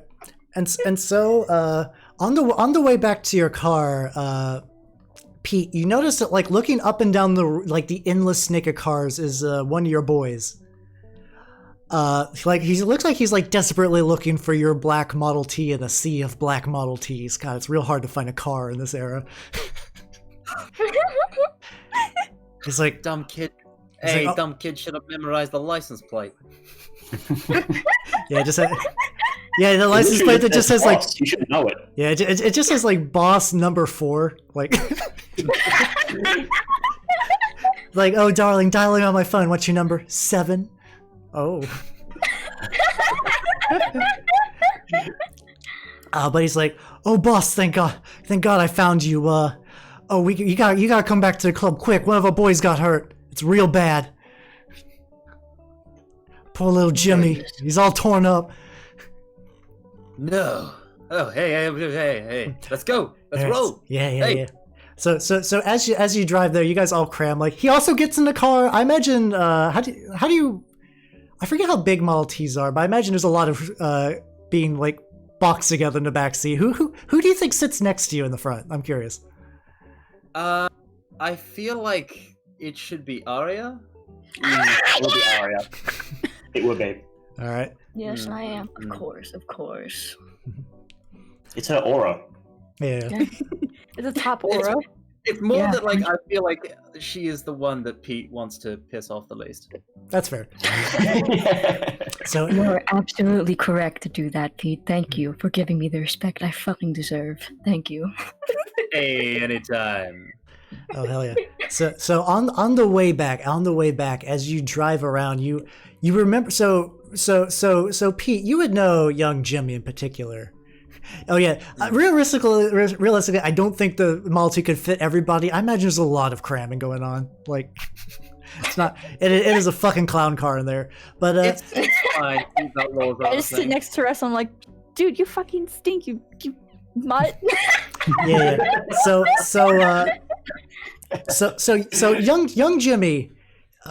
So as per like your like traits and stuff, that you have like a core of like 5 men with like good stats, but you still have like tertiary gang members that aren't like super good. They're like new or like not particularly loyal yet. Young Jimmy was like a new recruit. He was very fresh, could not a day older than 16, like a very young man. So the fact that he's torn up is not great. It is not great. All right, so after some frenzied driving, running through all like 3 traffic lights that are installed in Chicago, you make it back to Pete's Suites, barging through the door. The even this late, the mobster guy who's just selling. There's just like a sweet big mobster guy that's just like, I don't like to fight, I just like to sell the candy. I like that guy. Yeah. He's Hey, he's great. he, does he's his job. he's not like the murder guy. He's like the guy that's like, hey, big guy, I need you to lift these like 3 corpses. He's like, I'll do it. But like he's yeah, see, he's Covered in scars. yeah, and yeah, bald. yeah. I'm writing him down. He's Billy the front door man now. Yeah, Billy. Billy. Hell Alright. yeah, I love Billy. Hey, Billy, my boy. So Billy's like, look, you gotta go in the back, boss. You look real bad. I don't know if young Jimmy's gonna make it. Also, Waffles, thanks for continuing to sub. Yeah. You're about to see. Let's see if what happens to young Jimmy. Also, Sardoner, thanks for the follow. Welcome to the workshop. All right, so you guys go back to your office, and there is another member of yours. You recognize him. He goes by Ricardo Gemelli, and draped over your desk is Jimmy, who has been fucking lacerated. His body is just like covered with scratches all up and down his like back and sides, and then on his chest is a particularly deep wound. Then like these aren't look like they were done with a blade. This looked like a beast did it, but on his chest it's like someone took human fingers and dug them into a torso and dragged them across. These aren't claw marks. This is brute force. And then like Ricardo's like, boss, I'm glad you're here. Oh God, we couldn't take him to the hospitals. We're wanted men. Please, any of you have friends? Are you a doctor? Please help Jimmy. All right, so Does anyone have any medicine? I've got no medicine. Actually, okay, wait. No, I should speak out of character. I think actually P could ghoul him. He could ghoul him. It could help. you could ghoul him. Another alternative, even before you ghoul him, would be just to attempt a medicine check. What I would do for that would be wits plus medicine, because this is very like you guys aren't going to patch him up. Like you guys aren't going to make him better. You're going to stop him from dying right this minute and then make it easier to heal later. So another thing you can do as well. So Carmine, I see that you have. Let me see what you got first. You got 1 success. Oh, you actually got 2 successes. Holy shit! Very nice. Wow. And then we got 1 success as well. All right, good job, guys. So like in a you guys basically just take bits of his clothes and just kind of like wrap up everything, like give him pressure, hold on. Like luckily, it looks like little Jimmy is going to make it, but barely. Aw. Yeah. So At you least. have lucked out. Let me double check. Okay, that's also not a. Oh shit! Actually, though, that's very interesting. So this is where we're going to learn about how hunger dice work. So you see how there's a differentiation between normal dice and hunger dice? All right, so what happens is that when you roll a crit on a hunger die, that's the beast starting to like get a little ape shit. Stuff happens when that happens. Like the vampire, like the examples they give, it's like, let's say you're trying to like unlock a door, and let's say you succeed, but you get like a hunger die crit, you might just rip off the door. So what's going to happen though, just to make sense for this and not make it too desperate, Carmine, where you see it says hunger, increment your hunger from 1 to 2. Because as you're healing poor little Jimmy, as you're treating him up, it's just a bunch of blood. Like Aria and Katsumi already have to like grip on pretty hard to like not take like a couple sucks. I guess it's less so for Aria because he's pretty young. Even though in like 1920s, I think like 16's not like necessarily considered a child. And then Rex is pretty held together. But like as you're just putting him together, you're just like. You're just like, oh, just maybe 1 suck, maybe just like a quick drink, just a quick bite. Just a quick suck. There's all this blood. Just a lick. But the problem is, Just a little taste. But the problem is Ricardo's there, and like if one of your men were to see you feast, also, young Jimmy would not survive a drink at this point. He would die of blood loss. So as you're patching together. Your love for your family members mean that, like, the beast is banging inside the cage inside of you. It is just fucking ravenous. You are hungry. So increase your hunger level to 2. Yep. Hunger level is increased to 2. Not today. Not today. Not today. Yeah. So at this point, like, Ricardo just, like, slumps. Like, Ricardo was eyeing you a little bit. You're like, I don't know why you do medicine with your face that close, boss, but I think little Jimmy's gonna make it. Oh, Hey, yo. it's real touch and go for a Ricardo. second there. Hey, Ricardo, tell me true. Yeah, Tell me, yeah. what happened? What happened to little Jimmy? Oh God, see, it was a simple job, right? Little Jimmy, he's a new member of. Do you have like a name for your gang? I don't know if we have ever established ones. Could just call them the Moonlighters, because it's the, I like it. Club. All right, let me write that. The Sweet Boys. Yeah. Wow. Wow. Moonlighters. All right. So he's like, well, so we had little Jimmy, and we had names. I wrote them down on my sheet. There's another new guy, Rufo, I think. They're both young kids, and they're looking to get into the game, and like they passed all the tests, they kept their mouths shut, did a couple of errands, we were gonna, and we thought maybe we could just I was gonna take them on the initiation run. We were going to shake down the guy who owed you some money, right? You remember a man named Sean Phillips, right? And you do, in fact, remember a man named Sean Phillips. He owes you, in particular, about $300 in Chicago 1920s money, which is around $4,000 now. Damn, Shawty. Dude has an addiction to horse racing. Like, it's real bad. The guy was like fairly smart, but like as his addiction to racing got bigger and bigger, he like lost his family. He had to live in some tenement houses, and like he started borrowing money. And on one hand, you fucking love that shit because that's your favorite flavor of human is debtors, right? But the problem That is, is right. Sean Phillips has been over like the last month has not been paying up. So they're like, yeah, we're gonna give him a little visit. And like the idea that like Sean Phillips isn't a particularly imposing dude. He's very small, very thin constitution. It's like, we'll send him some teenagers, we'll beat him up, you'll get your money. But so Ricardo was just waiting out. Ricardo was just waiting outside as like the getaway driver, just making sure no cop showed up. And things were going fine. They went to the little tenement houses where he's lived. And then at some point he heard screaming, and Jimmy was running out of there clutching his chest and then passed out in front of his car. Rufo never came out. Rufo's missing. And the only thing that young Jimmy could say is, "There's a monster in there. There's a monster in there." Oh. So Pete's eyes narrow to nearly slits. and the rest of you have a feeling that like if there's a monster there, that's probably some vampire matters. Yep. Yeah. Yep. I think it's cannibal.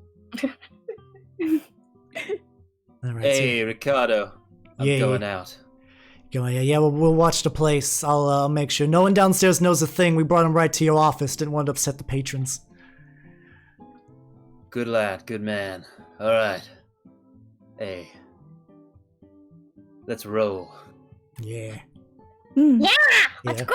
Yeah. So at this time, it's probably around like 11 at night.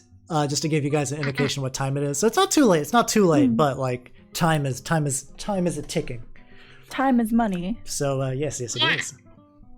And time is revenge. So as you get into Pete's little Model T and drive over to the address Ricardo gave you, this is in like a dusty, forgotten corner of Chicago where not too many people live. The city has been going renovations to remove these old rickety tenement houses to restore them with nicer apartments, kind of a 1920s gentrification thing.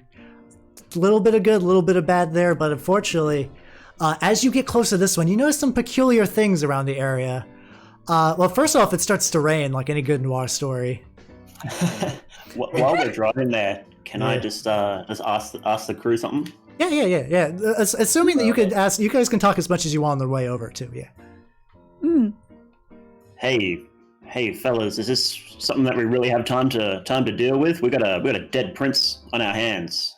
Do we have time to be messing around gang matters? Well, it's Pete's family, isn't it?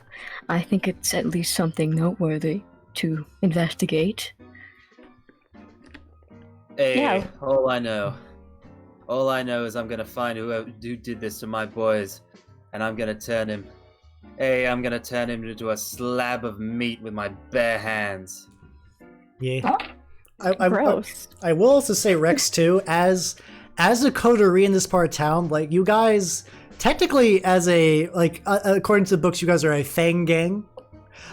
So you're mostly That is just so cute. What the fuck? You guys are mostly doing like crimes and subsisting and whatnot, but if vampire shit goes down in your neighborhood, you are sort of expected. I mean, it's not like there's a prince around to really enforce that these days, but True.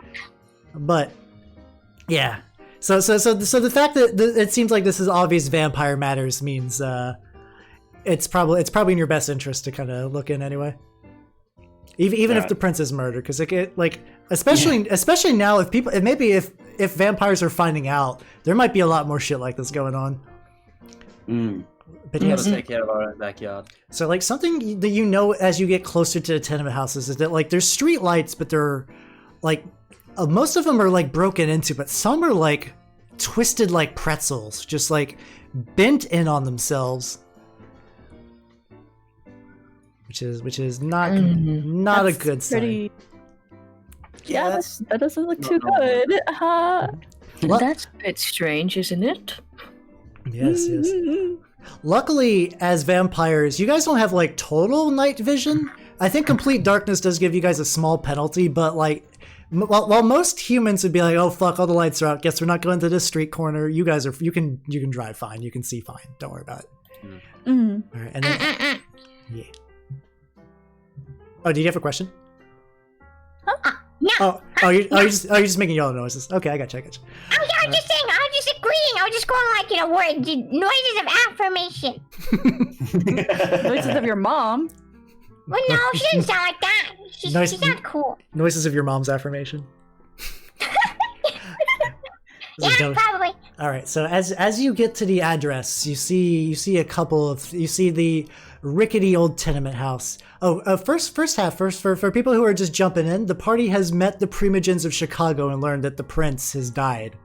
And then now a member of Pete's gang has been grievously injured, and the coterie is looking to investigate. That's the recap. Yeah. So as you guys come to the apartment, the tenement apartments, and like time has forgotten these tenement apartments. Like these are at least like very ancient. But whereas the street lights, like I said, have been bent and are out, there are some lights in the area, particularly from a cop car, as there is a officer who is just nervously standing in front of the tenement housing, rain pouring down on him, and the faintest scent of vomit on his shirt. And like Do I recognize it? Yeah, you can. Let me see. See what you probably have to roll because he's not like super important, but I could give you a chance to see if you can get like some stuff. This would be a, let's say, investigation and intelligence, because this would just be remembering a police officer. 3. All right, very good. Oh. You recognize this, like, as you were sort of on the way out, this was a new recruit in. This guy is Officer Nick Johnson. He's not really cut out to be a cop, but he comes from a long family of cops, so he was sort of pushed into it. So he's as you guys, how close are you gonna park to him? I guess you guys can see him coming in. Like, you don't even drive with your lights on. But you see his. If it was just Pete, he'd just roll up right next to it. But since we've got the whole crew, maybe a little bit away. All right, too. Cool. So you guys park far away, and then it is pouring rain right now. So sorry everyone who's dressing nice, as the thick Chicago rain just beats down on you, and just like soaking you almost instantly. Then I'm used to being soaked. Hey. Aria, now is not the time for that. There's always time. There's always time, darling. There's always time. Get yourself together, you dame. We're a job here. What, I can't have a little fun? Come on, it's so dreary around here. But Mom, it's not time for fun. We really gotta figure out what's going on. So how do you approach the area? There's only really one door in, and the cop is very close to it right now. So unless you sneak, he's going to see you come in. All right, so the cop is an obstacle. What are we thinking? I Could think- intimidate or persuade him. I do We've got have pretty high persuasion here. I have a 4 in manipulation and 4 in intimidation. So you want me to just go scare the living daylights out of him? I mean, that'd be fun, yeah. I have intimidation too, but out of 3, he could be one of my tier 3 subs, and I just distract him and be like, "Oh, I'm also supposed to be someone here. Do you mind if I just go in real quick? Ooh woo." I mean, you recognize your tier 3 subs because they're regulars to the bar. This guy is like a potential follow maybe right now. Oh, okay. I feel weird mixing in Twitch gotta terminology convert with him. noir, but I'm digging it. It I works. also have 4 in manipulation. Yeah, I could yeah. just Yeah, we got take him somewhere. we got Oh, Sex I'll do Master this, Aria here, honestly. yeah. I Oh, think we should fuck. let Aria do this. Oh shit! I'm gonna fuck someone. Let's go. Let's go, baby! First session and Yoro's already fucking someone. What Yeah. a shock. Yeah. Yeah, It's surprise, not a session surprise. unless Aria fucks. Let's be real.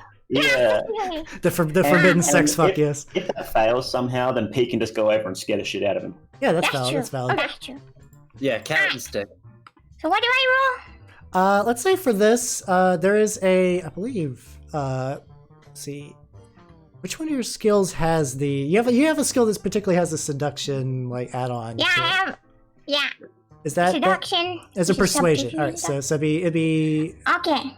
let's say, I say subterfuge because you're manipulating. So let's do subterfuge and actually manipulation. This is clearly Okay. manipulation. And manipulation, and then go. Ooh, very Oh, good. Very good. Oh shit! There we go. Yoro. Man, the that's some mean suck. These fucking dice. So Man, he's getting some tonight. so Oh, yeah. as you Destroyed. as you emerge from, like, I imagine this guy's just like, oh geez, oh god, and then from the shadows, from the rain emerges Aria, just like soaking wet. He's like, miss, hey, you might not want to be around here. This is kind of there's some bodies in there. I wouldn't, and then you can do your thing. Oh fuck. Okay. Go We're on. not I'm- saying I'm- black, by the way. We're gonna narrate the whole thing. Yeah. Okay. Hold on, I gotta get close to the mic for this. Okay, hold on. Let's go, mom. Hey there, big guy.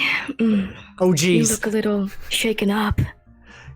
Yeah, I just I saw some oh god, my partner's still in there. I gotta, oh Jesus, oh god, what how about we sit in my car, miss? You want to sit in the car? Let's ready in there. Yeah, sorry. Oh, yes. He Happily, notices happily. he notices he has vomit on his shirt, and he just like takes it off, and not in like a sexy way, and he just like throws his jacket on the ground, and like, you notice he's like little pudgy boy. And so you Chunk. guys get in the car. It's Chunk. It's Chunk. You guys get in the car, and it's definitely less rainy. And he's like, "Oh, geez, I saw.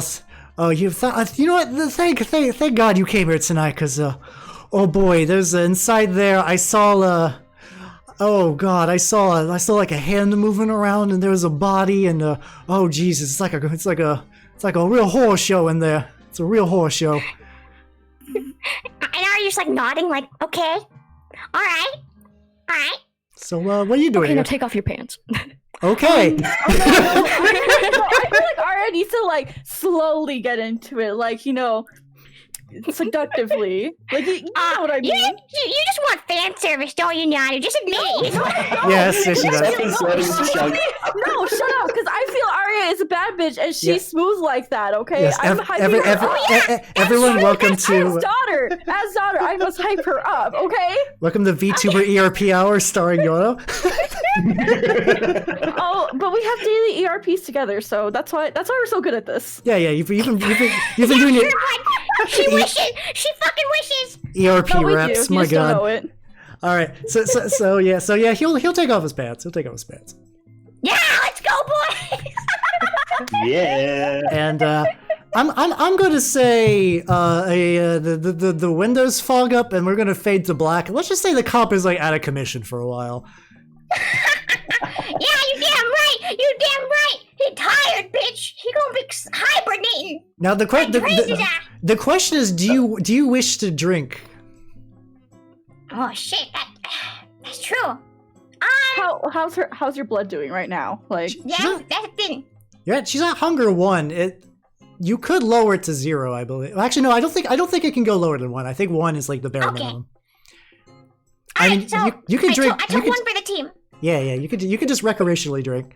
All right, so Okay. all right, so we just standing around, listen to the car squeak or something. Oh yeah. It's like damn. It's got those Model T axles, so there's like no. It is just like. I mean, but you see it tilting around still. Yeah. No, this thing isn't tilting. It's fucking vibrating, dude. Like this shit is like.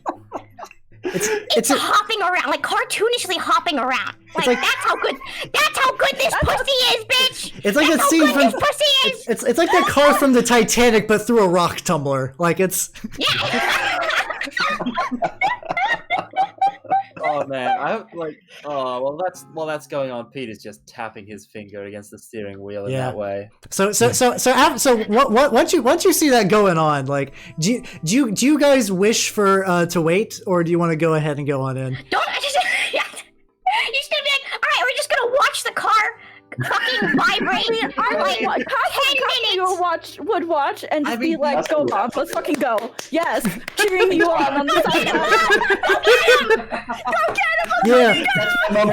Yeah, bite the ear, yeah. God, what's happening? all right, so yeah. Just go inside the fucking building, you fucking idiots! I thought you were sitting there like motioning through the window. Go. We're just like, yeah. Go.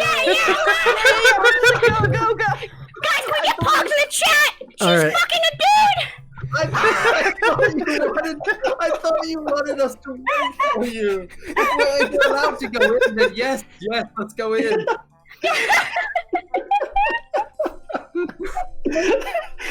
we should probably head in. We should probably head in, yeah. That's all right. Yeah. All right, so as Aria's taking one for the team in more ways than one, Katsumi, Pete, and Rex enter the tenement building, and once you get in, once you open the door, it is just the reeking smell of just like stale blood and congealing organs. It is. It is gross. I mean, Rex is not bothered because he's got the iron stomach and like he's hard boiled as fuck. Even for Pete, this is even a bit much. And like Katsumi's like, damn, I was in school maybe like a year ago, and now, fuck. I'm just like, ew. Like, I'm doing the little tiptoe thing where I'm just like tiptoeing over everything that looks fucking gross. Like, I don't want to touch anything. Too good for this. Can't believe y'all dragged me here. I'd rather be outside of the car cheering on mom, waiting for her. You just want to watch. So like, I want to cheer her on. I just want to cheer her on because you know what? She's doing a fantastic job. Who wouldn't want to cheer on like their own mom getting a good fuck? Yeah. Personally, I don't think I'd want to watch my mom fuck a random police officer. I didn't say watch. I'd just be like, yeah, go mom, let's fucking go. Yeah, make that car squeak, bitch. I will say, Officer Nick Johnson performs with the grace of like a beluga whale dropped in the swimming pool. It's a lot of roles. Let's just say that. So while you guys are in there, so in everyone's just making faces. all right. Katsumi, if this is a bit much for you, you can stand outside and keep watch if you like. It's fine, I guess. All right, so we need to do more important things, anyways. You probably need me. It's fine. So You're a good kid. So like inside this front entranceway, it's just like I said, the ground is just like spackled with blood, and like you can tell. So the person all of these different apartments doors, the doors are open. They are like, some are like flung open. Some of them, the doors have just been removed. And you can do some investigation to kind of peek around and look for clues and see what's going on. I will get investigation. Who has say, that? Yeah, investigation. You can also do some other rolls too to get different types of information. Wait, don't you have investigation? That's the joke. I guess. I don't have investigation. Okay, so there's a few checks I want to do. Let's just start with investigation, I suppose. Yeah. If at any point too, like instead of me asking for a check, if you guys want to make a particular check, just let me know. That also works too. Yeah, sure. Well, the first check I'll make is investigation. Let's find out what the hell is going on here. All right. Investigation and intelligence. Yeah, I think that'd be good. You're taking your time. You're gumshoeing around. 6. What the fresh fuck? 6. All right, hold on. There are 2 crits in that. Bruh. Okay, so yeah, so did I find a note with the culprit's name on it? Okay. Is that what happened? So here's the fun fact: when you roll 2 10s in the system, that is in fact that 2 10s count as 4 successes. So you got 8 goddamn successes on this investigation. Holy Mal, shit. Jesus Christ! How yeah. many goats did you sacrifice to RNGesus before this? Like, damn, son. All right, so there's a lot you're able to pick up from this. All right, so some things you're able to pick up. So all of these homes have been ransacked. This must be like maybe 2 or 3 weeks. Like Pete mentioned, it was mentioned to Pete that Sean stopped paying around like a month ago, and this tracks. Like this, it seems like a lot of these have been just like left to rot for like a month, maybe more. So a couple things you find. First of all, you find one fresh body actually. You find the other cop, Nick Davidson, who is just like decapitated straight up, just lying, not even hidden. He's just brazenly just like left in the hallway. Other stuff you find, there are rotting bodies in most of the rooms. Most of the rooms have been completely ransacked for like, these are not wealthy people. This is the probably one of the lowest tenement houses that you could live in Chicago at this point in time. But like everyone, even if you're like dirt broke, you still have like some sentimental things. You might have like family jewelry or maybe like a particularly nice outfit that is gone. Everything that could be removed, gold teeth, watches, secret stashes of money have been just pilfered. Like you can see areas where it looks like they ripped up floorboards, whoever did this. Another interesting thing you notice is that besides the corpses aren't just people being killed. Some of them have like big like bites taken out of them, and not like haha like vampire bites. Like someone just took a fucking bite with like human teeth, but like there's too many human teeth. And then other corpses have strips of flesh and muscle removed, almost surgically. Scattered throughout as well are various types of tools, a mix of tools for leatherworking and medical gear. Scissors, saws, stitching, thread, wire, pliers, lots of pliers in particular. And then something as you notice, it's really early too, the higher up you go, the more you can hear a faint, like deep guttural wheezing noise coming from the top.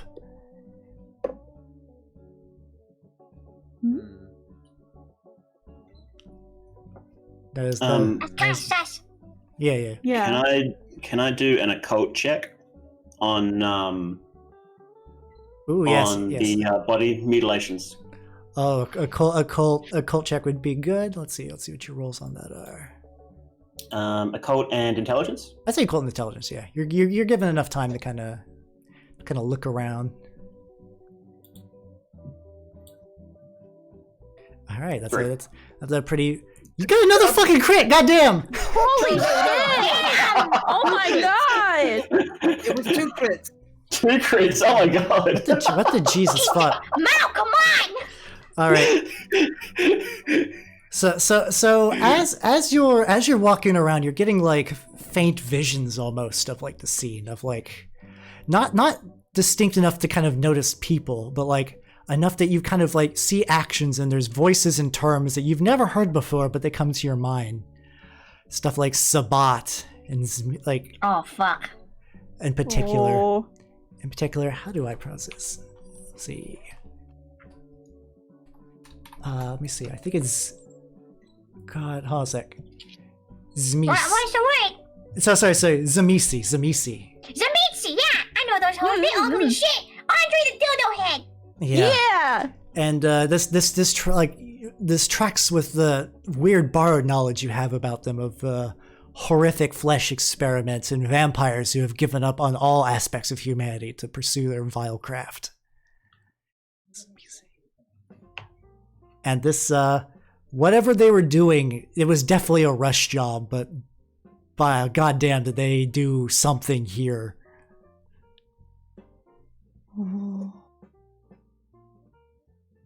Well. Damn, Shotty, okay? Oh, also something interesting that particularly Pete would notice and not necessarily Rex. You have not seen Sean yet. Yeah, I figured not, or you would have mentioned it. So the decapitated body of the police officer. Yep. I just want to ask: is the decapitation cut clean? No, it looked like it was snapped off. Ooh. Oh, ow. Ow. Yeah, Yikes. yeah, he's gonna have a real headache in the morning. Hey. Guy had surgical tools, couldn't even be So no bothered to head? properly. So Yeah. no head? No head. There's no head? Yeah, no head. There's no head. He's never getting ahead in God life. damn it.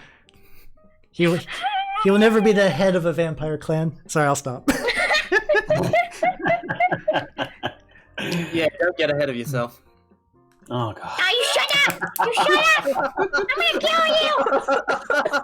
After I'm done fucking this cop, I'm gonna go just strangle you. I will say at this point, let's Quit while you're ahead. let's say this Nick is like maybe like the fastest shot in the West, so you're gonna be able to join the party a bit quicker than you thought. Well, I guess I do that. I guess I just like, alright, that sucked. And he's just sleeping in the car now, just like just absentmindedly just scratching his ass, just like and just faint whispers, "I finally did it, Mom."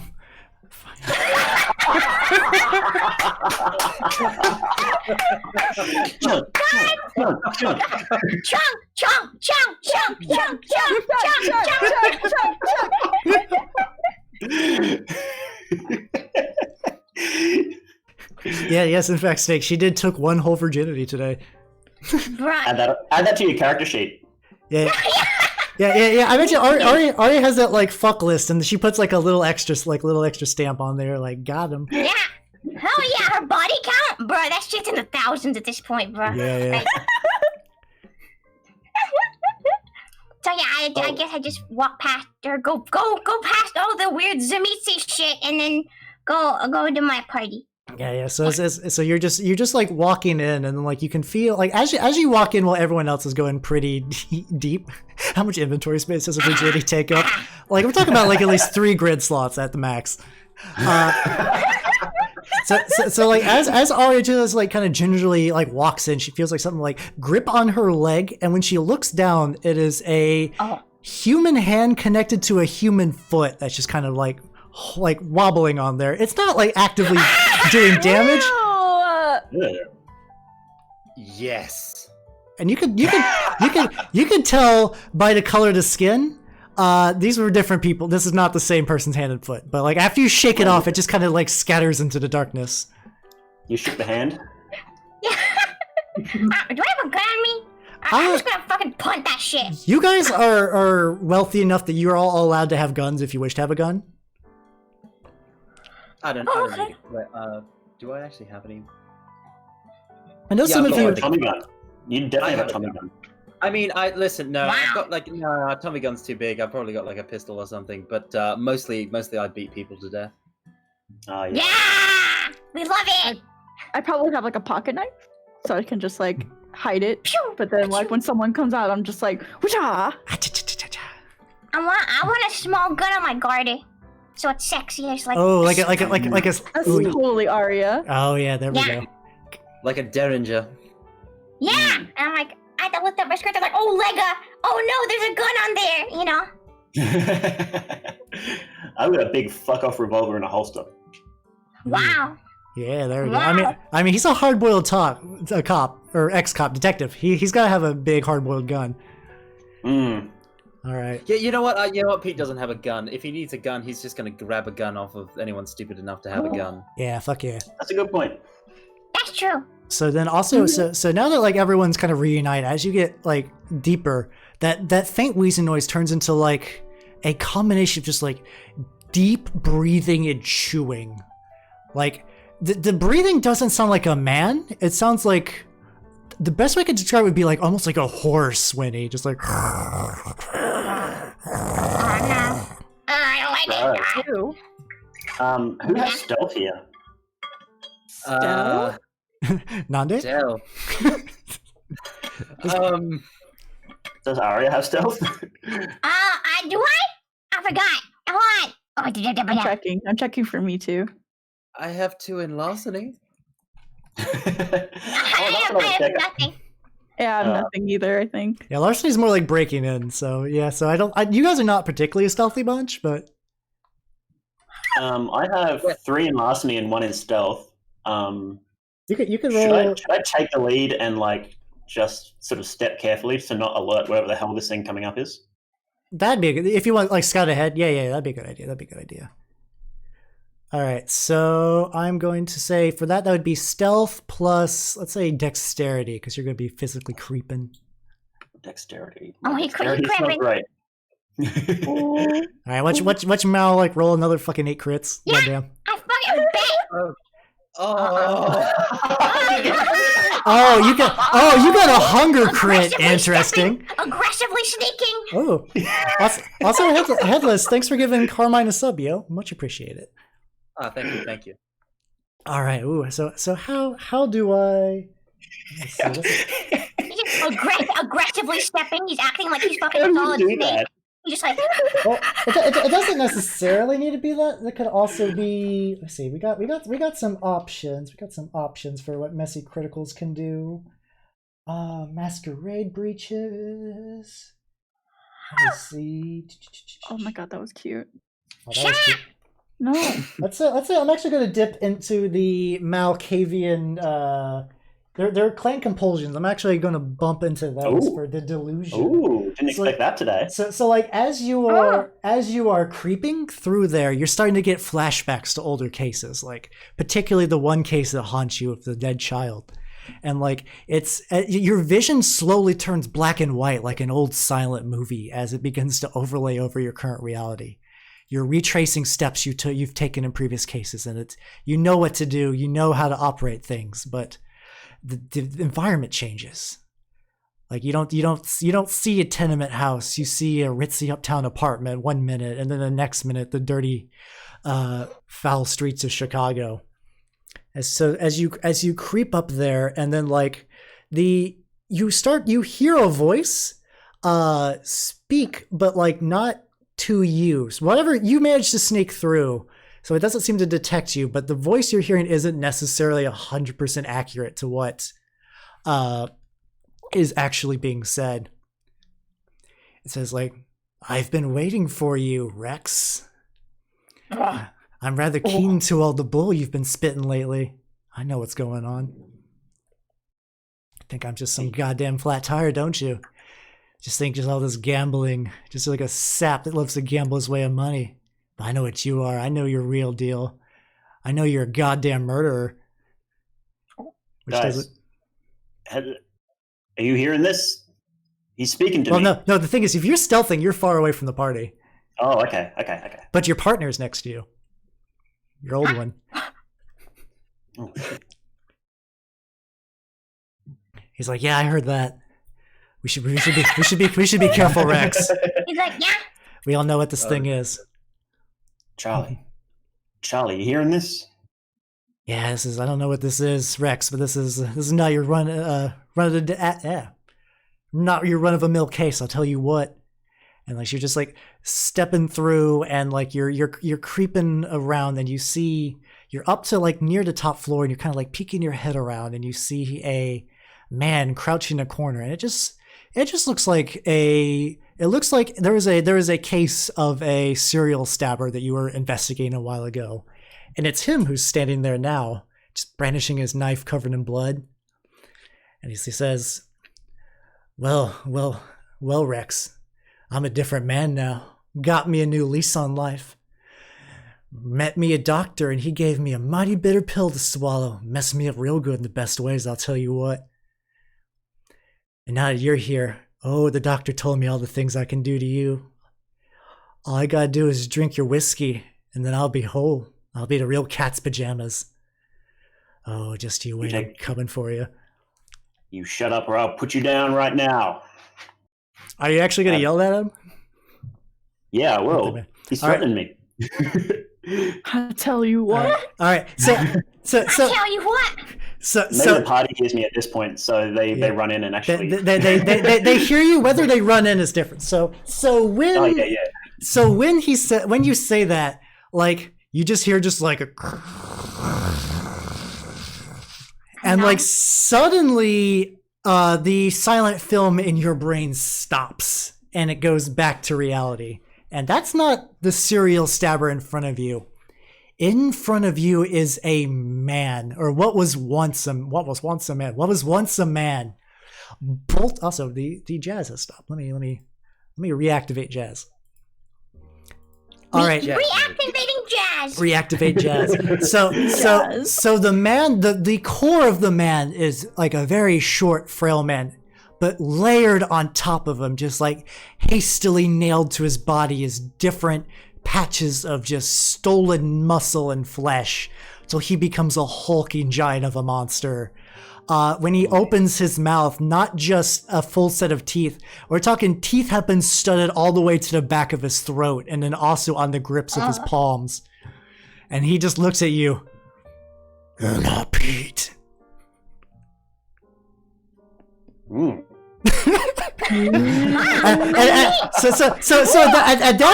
At that point, the rest of the party hears that.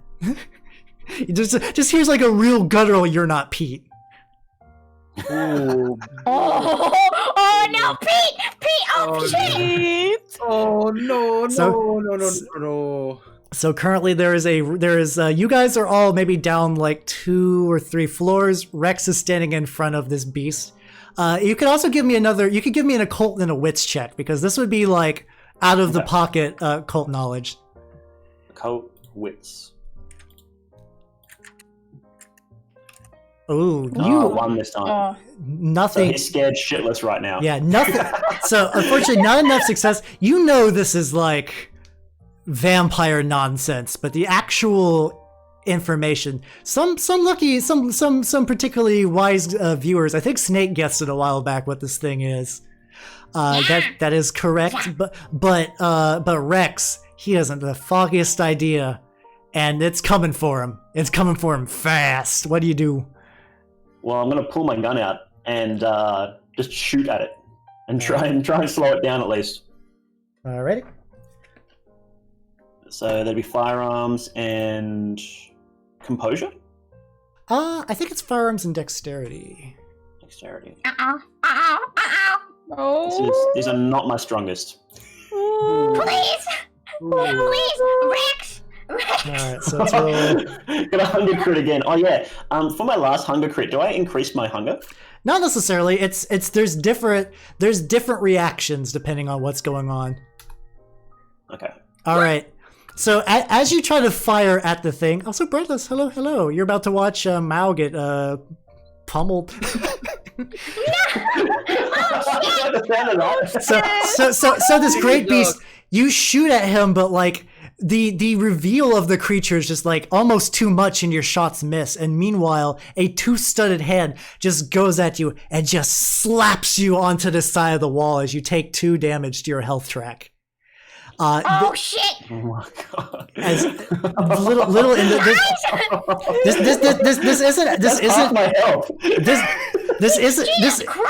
this isn't aggravated damage, but this is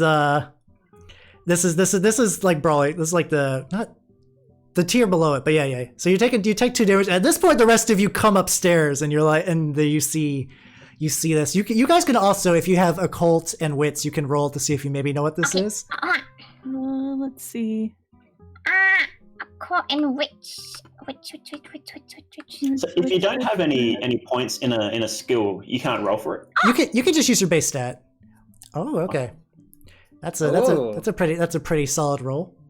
Is it Schlachter? Yep, you are bingo. All Ugly right. and stinky. Meatball. All right. So Carmine, do you want Pete to roll too, or No, I have basically nothing. I gotcha. So Aria's been around for a while. She's the oldest vampire of all of this, and she hasn't necessarily seen them yet, but she's heard rumors of Zamisi flesh constructs made of ghouls that have been modified by their foul arts into horrific beasts known as lachas, a twisted version of the Polish word for nobility.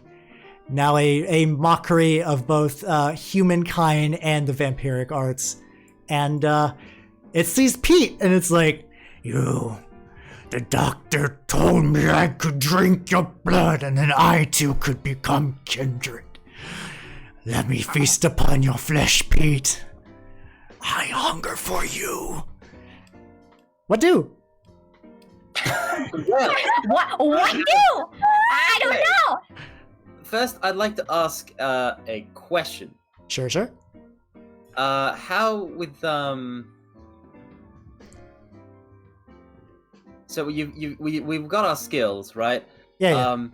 Disciplines are our like supernatural vampire stuff. What do I do if I want to bust one of them out? All right. So basically, what you do is depending on the power, you do a rouse check. So if you look at the bottom of your sheet, there's like a little die for that. I see it.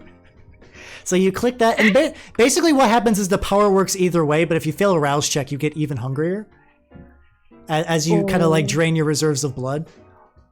Okay, I'm looking at the potence powers right now, and the I think I've only got one thing in potence, and it only bonus like makes the damage do bonus to like there's like bonus damage to mortals and jump good, and I don't think this thing mortal. I don't think it's mortal. I mean, you wouldn't necessarily know, and I don't think you guys have enough knowledge to know quite where this toes the line.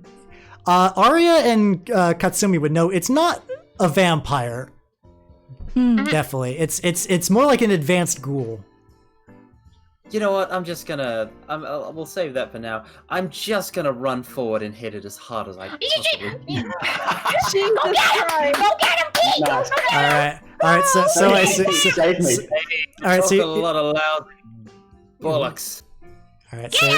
So we're saying, I imagine you're doing strength plus brawl, and then I assume you're going to throw, so you can get like an extra bonus die on this as well. So when it says modifier, we'll save the throws for the second hit. Ooh, okay. If it survives.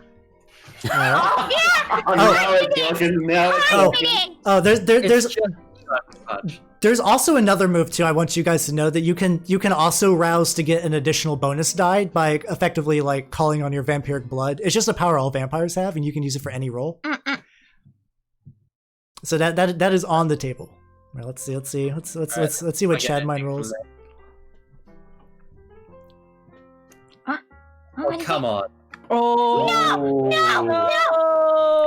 Yeah, willpower! Actually, it rolled like shit. So basically, what happens is, so Pete and the beast that was once Sean just like lock arms and grip on, and despite the thing just being just like a hulking monstrosity, it cannot manage to actually crush the power of a true vampire as Pete headbutts it in the nose and just like it spits out probably a person and a half worth of teeth onto the ground. Get his ass! I got this. All right, what does Aria and Katsumi want to do? You guys also got some options. Shit.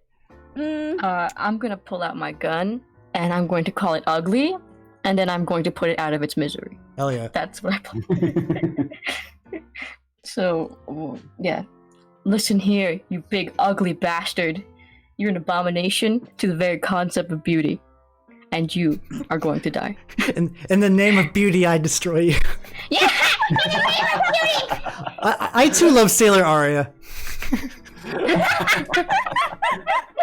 I love you too, darling. Don't you worry. Doki. Alright, so what do I roll? For that, I'd say probably dexterity and firearms.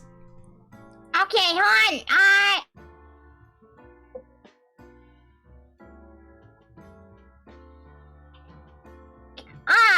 A chance to go wrong. So, pray. Praying. And send your energy, guys. Ooh. Alright. Oh, yeah. Ooh, crit. All right, and then it's going to. Oh, fuck! Oh no, that's not enough dice to. You have to get 2 10s to crit. That is 2 successes though, and it's going to try to soak it. All right, so you do manage to bang off some more of the flesh from the beast as you just like shoot off a chunk, just like a loose chunk of muscle, just blows off. For me, I mean, I have my cute little knife. Try to go stab it in like maybe a sensitive area. I'm not too sure where a sensitive area would be for such a beast. But there is still a core of the original ghoul in there, so I mean, you'd probably imagine going for that's a safe bet. Yeah, I'll probably go for the core then. So what would I have to roll? Let's see, melee and probably strength. Okay, strength. Go get him! Okay, Katsumi! let's fucking go! Let's fucking Make Mama proud! Make Mama proud! Fuck! All right, let's It's a success! Nope. Oh, So you like stab your knife into him. You're like, yeah, I got him, and it just looks down and just winds up a leg and punch you across the room. Oh fuck! Oh, All right, so you fucking bastard! You are going to pay for that. take 2 damage to your damage my track. fucking daughter. And then imagine Mao also wants to give some more shoots or stabs or punches. Yeah. If I'm conscious, then yeah, I'll try and give another shot. Yeah. So firearms and dexterity. Oh my god, it's just like Final Fantasy. Oh, actually, All right, that's 3. that's a pretty that's spicy pretty good. roll. It's pretty good. All right, another chunk. He's good. Hey, finally my turn to roll some good rolls. Yeah. So another chunk goes up. No, you don't have good rolls. All right, this thing is looking worse for wear as you guys just like chip off meat off of its big old frame, but like it's still looking like, go away, my beef is with Pete. I must drink him. I must become kindred, or else this was for nothing. Yeah, it's gonna be for nothing. All right, so Pete, what do Pete? Yeah, Pete, what are you gonna do? That's literally. I mean, okay.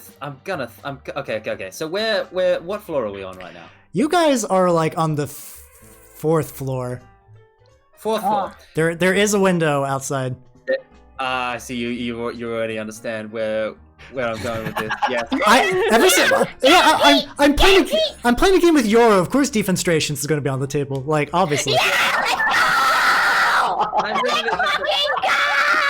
Listen, I'm just gonna grab him and throw him out the entire window. All right. Since you have an God, I wish opportunity that for were me. throw, so roll your brawl and strength, and then when it says to modifiers, add a 1 to it to show that you're using your your throw specialty. Okay. Can I do a quick larceny check to see if the window's open? You can open. You Hold on, Pete. I'm gonna check if the window's open. Wait, Pete, let me open the window first. No. The whole point is that the window is closed. Yeah, defenestration. Come on, please. Hey, Please. Just let Yoro have this. Just let her have it. Please, just I rushed to close the window. no. All right. Oh. Top of the turn. It's going to. Let's see what it do. Ooh. Oh no! So what happened? Wait, no. Can I shoot him? Can I shoot him to catch him off guard?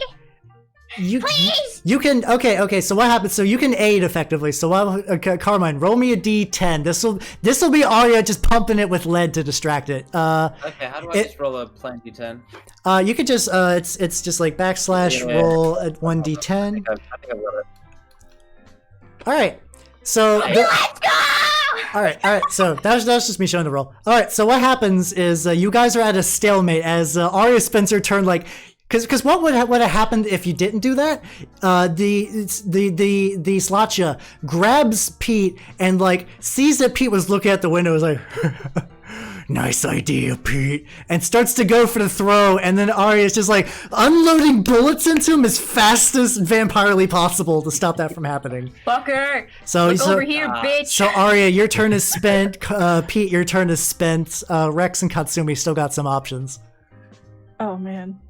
Come on, help Mama out, bitch! Okay, well I guess. Wait, no, wait. It's like half health. How much health do you have? How much health do you have? Oh yeah, how much health do I have? Because I probably took a really big beating out of that one kick. You took 2 from that last kick. Okay. Oh, How much have I taken so far? You've also actually you haven't taken any. It's only been Rex and Katsumi that's taken damage. Mm. Come on, I can take it. Attack me. Come I'm on. the tank. No. Just shoot the arm or something. I don't know if he drops. Yeah. Fucking. Do you want me to roll shooting before you go rushing in, Katsumi? Probably a good idea. It wouldn't hurt. All right. So firearms and dex again. Come on, baby. 3. Come on. All right, let me see. Mm. He's gonna roll. He's got some good soap. Oh damn! Oh my god! So am I shooting Pete?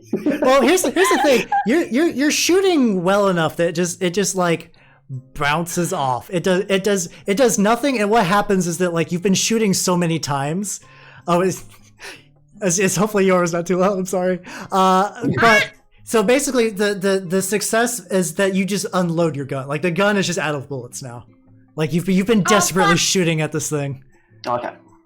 All right, we still got Katsumi and her knife. Okay. Trying to think. What could I do to help my mother? Well, just a situation in general. You know, it doesn't have to be. I know, but I'm trying to think like just in general too. Like, what could I do? Is there something you could throw at it? I could just throw. Oh, I could throw the knife at its face to try to like blind it. Yeah. Okay, I'll do that. I'll try to throw my knife at his face to see if I can blind it out. All right, cool. I'm gonna say dexterity and melee because it's Go get it. Okay, dexterity. Go get it, please. Melee. Please nail it. Please, Hold on. Victor, please. Jesus Christ. Where is it? Okay, there it is. Oh. oh goddamn. We're getting the worst rolls. So Oh my god. all right, so what happens is like Katsumi like goes up to like throw the knife, but the thing's reach is farther than you expect as it grabs Katsumi and yeets her through the window into the street below. All right, How much health my do I God. lose? How much health do I lose from that? I'm gonna say another 2. Just Oh shit! I'm gonna fucking die, aren't I? so as you Well, how much health do you have? I'm down to 3 now. you're actually sturdier Okay. than Rex, I think. Yeah, I've only got 4 max health. All right, I'm so weak ass. as you fall down the stair, you crash into the police car, and like, Oh god. but No. you're able to get up. You're gonna have to spend at least another turn catching up to reach the party Okay. again. That's All right, fine. all right, I'm mad now. You got me mad now. all right, You got me Pete. mad now. It's like the beast looks at you. 1 down, 3 more to go. Oh. Oh. What was that screech? Yes, that was the screech it made. You son of a fucking bitch. You son of a fucking bitch. You're gonna pay. You're gonna fucking pay. Nobody touches my goddamn daughter. And then I'm gonna Also, I'm shoot him gonna and die. Some shit. I'm gonna roll something real quick as well. Oh god. Oh god. Oh, no. Okay. Oh, Don't, okay. all right, don't worry about that right now. What do you mean? What do you mean? Don't worry about that. Don't worry about that. Okay. So do we have turns at the moment? You do. So Pete, it's your turn to activate. Okay. Yeah, no. I'm gonna be right no. back. I'm gonna go feed my doggy. Yeah. Okay. That's a really amazing Okay. person. Thank you for the follow. Welcome to the workshop. I hope you liked the defenstration. Oh, I do. I love it. I love it. I love it. I'm worried now about throwing him out the window because one, window's already shattered. Unless there's a second window. How many There's- windows? You guys are in like a tenement complex. There are windows for days. You have your pick of dirty, crusty windows. Don't Can worry. I throw him? Can I aim to throw him outside the opposite side of the building? So Yeah, if yeah. I succeed, Nyaru won't be in danger. Yeah. Do you also wish to, since you guys are struggling, you can also try to blood boost this. Would you wish to do that as well? Describe blood boosting. Blood boosting, you make a rouse check. Either way, it will succeed, but if you fail the rouse check, you will get 1 hungrier, but you'll get an additional die on your next roll. Okay, sure. I'll hit the rouse thing then. All right. I think at this point we should really start doing this. All right. So you succeeded. You succeeded. So you do not get hungrier, and in fact, you get a free die on your next throw attempt. So effectively, you'll roll brawl plus strength, and you'll add a modifier of 2. Yep. So brawl, strength, modifier of 2, and I'm just gonna yeet him out the opposite window. Yep. Get him! Get him! Jesus Christ! No! How? How do we keep losing these? Okay, what did I miss? Oh, another roll. How do Oh, we? shit. Okay, hold on. Wait, is it willpower thing? Can I spend a point of willpower To and re- pass the roll and that thing? I think you can spend a point of willpower. I think to reroll like up to 3 dice. I think you might want to do that. I'll let you do that, Carmine, because I think you're going to need it. Okay. Okay. So I've got 3 willpower at the moment. So I can reroll 3 dice here. I believe so. So yeah. I can. So because I was rolling 6 and because I was rolling 6 and I got 2 successes, I can just roll 3d10. I think so. Yeah. So you just And- roll. Yep. Come on! Please, Oh, shit. And then also, all right. Ooh, you got 1 more success, and I'm going to say now if Rex and Aria contribute, they can give you an extra die each. If they basically like, as you're about to get chucked out the window, they can kind of rush in to aid. Would you two like to Oh, do yeah, that? Let's do that. Let's All do right. that. Teamwork, bitches. Go, Rex. Alright, roll 2 more. All right. Come on, please. Please. There we go. All right. So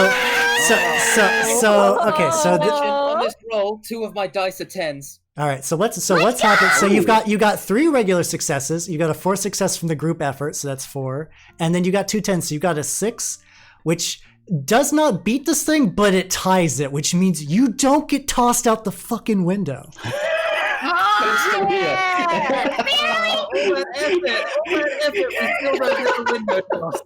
I mean, to be fair, I rolled bananas, which is fair because you guys have been rolling bananas. It's only my fair turn. Also, at this point, Katsumi, you're able to get up and catch up, but when you like step out of the police car and look over there, the cop is dead. Oh, No! shit. He got crushed when you got defenestrated into the cop car. Like you collided with the roof. That- wait, the guy fucked? Yeah. He died naked and Oh happy. my god! My fat least ass he- killed him. I'm so sorry. At least, Like, you know what? At least he didn't die a virgin. That's fair. True. No, but maybe if he was a wizard, he could have used his powers to save himself. Goddamn. Who said he was 30? Who said he was 30? Maybe he's 29. I'm the DM. He's 30. You motherfucker! Shit! Goddamn it's his bitch! birthday. Yeah, And it is. on 12 o'clock, it ticked over, Yeah. and he could have got his powers. All right, so that's what the D10 was for, was to see whether he lived, and I rolled a 1. So. Oh All right. At this point, Katsumi, you are back. So the full party is back up here. You guys are all. The whole fight has moved from the hallway to a separate tenement room, which you guys can tell that this is actually Sean's room because the walls are coated with just like ticket stubs and just like gambling sheets and like. you know that Sean was a smart man before this. It's just that like he spent all of his money trying to do these like quick rich gambling schemes and like calculating the odds, and like he was just an unlucky guy. Except for now when he's beating your ass. But like before that, motherfucking piece of shit! I'm gonna kill you. I'll spite. You want to know what ticks like aside from hurting Pete's boys? You want to know what ticks Pete off the most about this? yeah. He's not gonna get that. He's not gonna get repaid. Yeah, no, he's not. This guy owed Pete $300. Which Chicago, 1995. yeah, which is 4,000. I did a currency conversion check. 4K in 2 days money. Nice stack of change. Yeah. All right. How many Milky Ways you can buy with that? Yeah. Yeah. Imagine how many moon pies? how many Twitch subs. Moon pies, God damn it. All right, so it is back to you, Pete. Luckily, you were not driven hungry by your rouse check, so you could push your blood again. I'm gonna push the blood again. We got to do everything here. We gotta try it. All right. Before Pete does Fucking that, go. could I do a quick awareness check to see if there's anything useful we can use in the room? Yeah, sure. Would that be handy? It'd definitely be wits plus let's say wits plus investigation, because like you're looking quick. You don't have time to do a thorough search. I do have awareness though. All right, so Pete, you get 1 hungrier as you draw upon your blood reserves. Okay, that puts me at 3. Yeah, you know 5 is the no-no number that you don't want to pass. Yeah. But you still get the extra die. You still get the extra die. That's fine. Now that awareness check. Oh yeah. So yeah, do I use awareness and wits? Yeah. Awareness plus wits. 2. Oh My god. So, goddamn. All right. So you get a mess. So you get a messy crit. So what's happened is like the things that would probably bother him would be the fact that like he is you're trying to psych him out, and you're like, no, hey, he's a cheater. Like, he's not a cheater. He's a gambler. He's a shitty gambler. He was a boring person. Stuff that just like drives him wild. So you just like grab onto the stuff. But at this point, the beast is like, oh, we got to make him pay. And like words escape your mouth that you don't even really have control over, saying this like, look at you, loser, scum. And you just shake it, and you're yelling so loud that like people nearby are starting to hear. Like, it is not subtle, but the thing is, it is obviously demoralizing to Slacha. Like, he's going to be taking a penalty now on his stuff, because like you're reminding him of the core of humanity that he looked to escape whenever this shit happened. Yes. Get his ass. Okay. But yeah, the whole fucking neighborhood useful. knows. I mean, to be fair, being thrown onto a police car didn't help. But like at this point, you are screaming at like 12 o'clock at night, which back then 12 o'clock at night was serious sleeping time. All right. I mean, psychological warfare. It's got to be done. Yeah. All right. So Pete, you're At this going to. point, we need everything. Yeah. So you got the 2 bonus dice on throwing if you decide to chuck. Yeah, I'm still gonna chuck him out a window. This he's not gonna. Whoa! Yeah. Whoa, yeah! So, it's not going to end until he goes out the window, right? Yeah! No, it's not gonna end until he goes out the window or I go out the window. I don't care. As long as the defenestration happens, I'm here for it. Yeah. Yoro's like, today was a good day. I got to see upwards of 2 defenestrations. Upwards of 2. Hey, you crazy vampires! Keep it down. She eating good. Oh yeah, Yoro's gonna just like snack on this for a I am week. eating good. First, Aria fucks, and now I'm seeing defenestrations. This day is a good day. Oh yeah. Okay, I'm gonna call upon the heart of the dice here. Yeah. Give us your strength, chat. Go dice roll. Please. Oh, actually, yeah. It started off so good. Now it's good. Wait, it's only 1 success. He did it. It 1 success, so you are able to yeet it out of the building.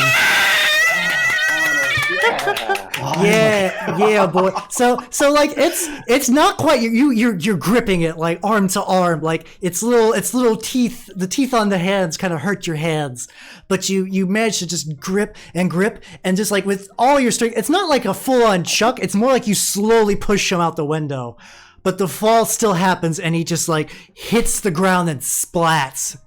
He does not have he does not have the vampiric might to kind of hold on like Katsumi did as she collided with a car. All right, so you see it like stir a bit, and then Oh, that motherfucker! well, actually, as it goes down, it will yell. It will yell though, definitely. It's like, "You've done nothing. The Sabbat are coming," and then like. All right, so the scenario now. All the greater neighborhood knows what's going on right now. Something's going fucky on the apartment complex. You are all on the top floor. There is a dead police officer in a crushed car near you. It is still raining very heavily, which is good. And yeah. What do, party? What do? Can I spit on him? Oh yeah. Everybody in chat, give us your power. Press S to spit. Ow, Yoshi. Yeah. I'm gonna spit on him because 1, he hurt my daughter. 2, he's ugly as hell. And 3, it's like Fortnite dancing on him, but I'm spitting on him. Yeah. roll for accuracy. All right, let me see. Let's see. Roll. Let's see. We got 1, 2, 3, 4, 5, 6, 7, 8. He's a big enough target. He's a big enough target. See, I'm rolling for chat. Rolling for chat. We got 8 S's.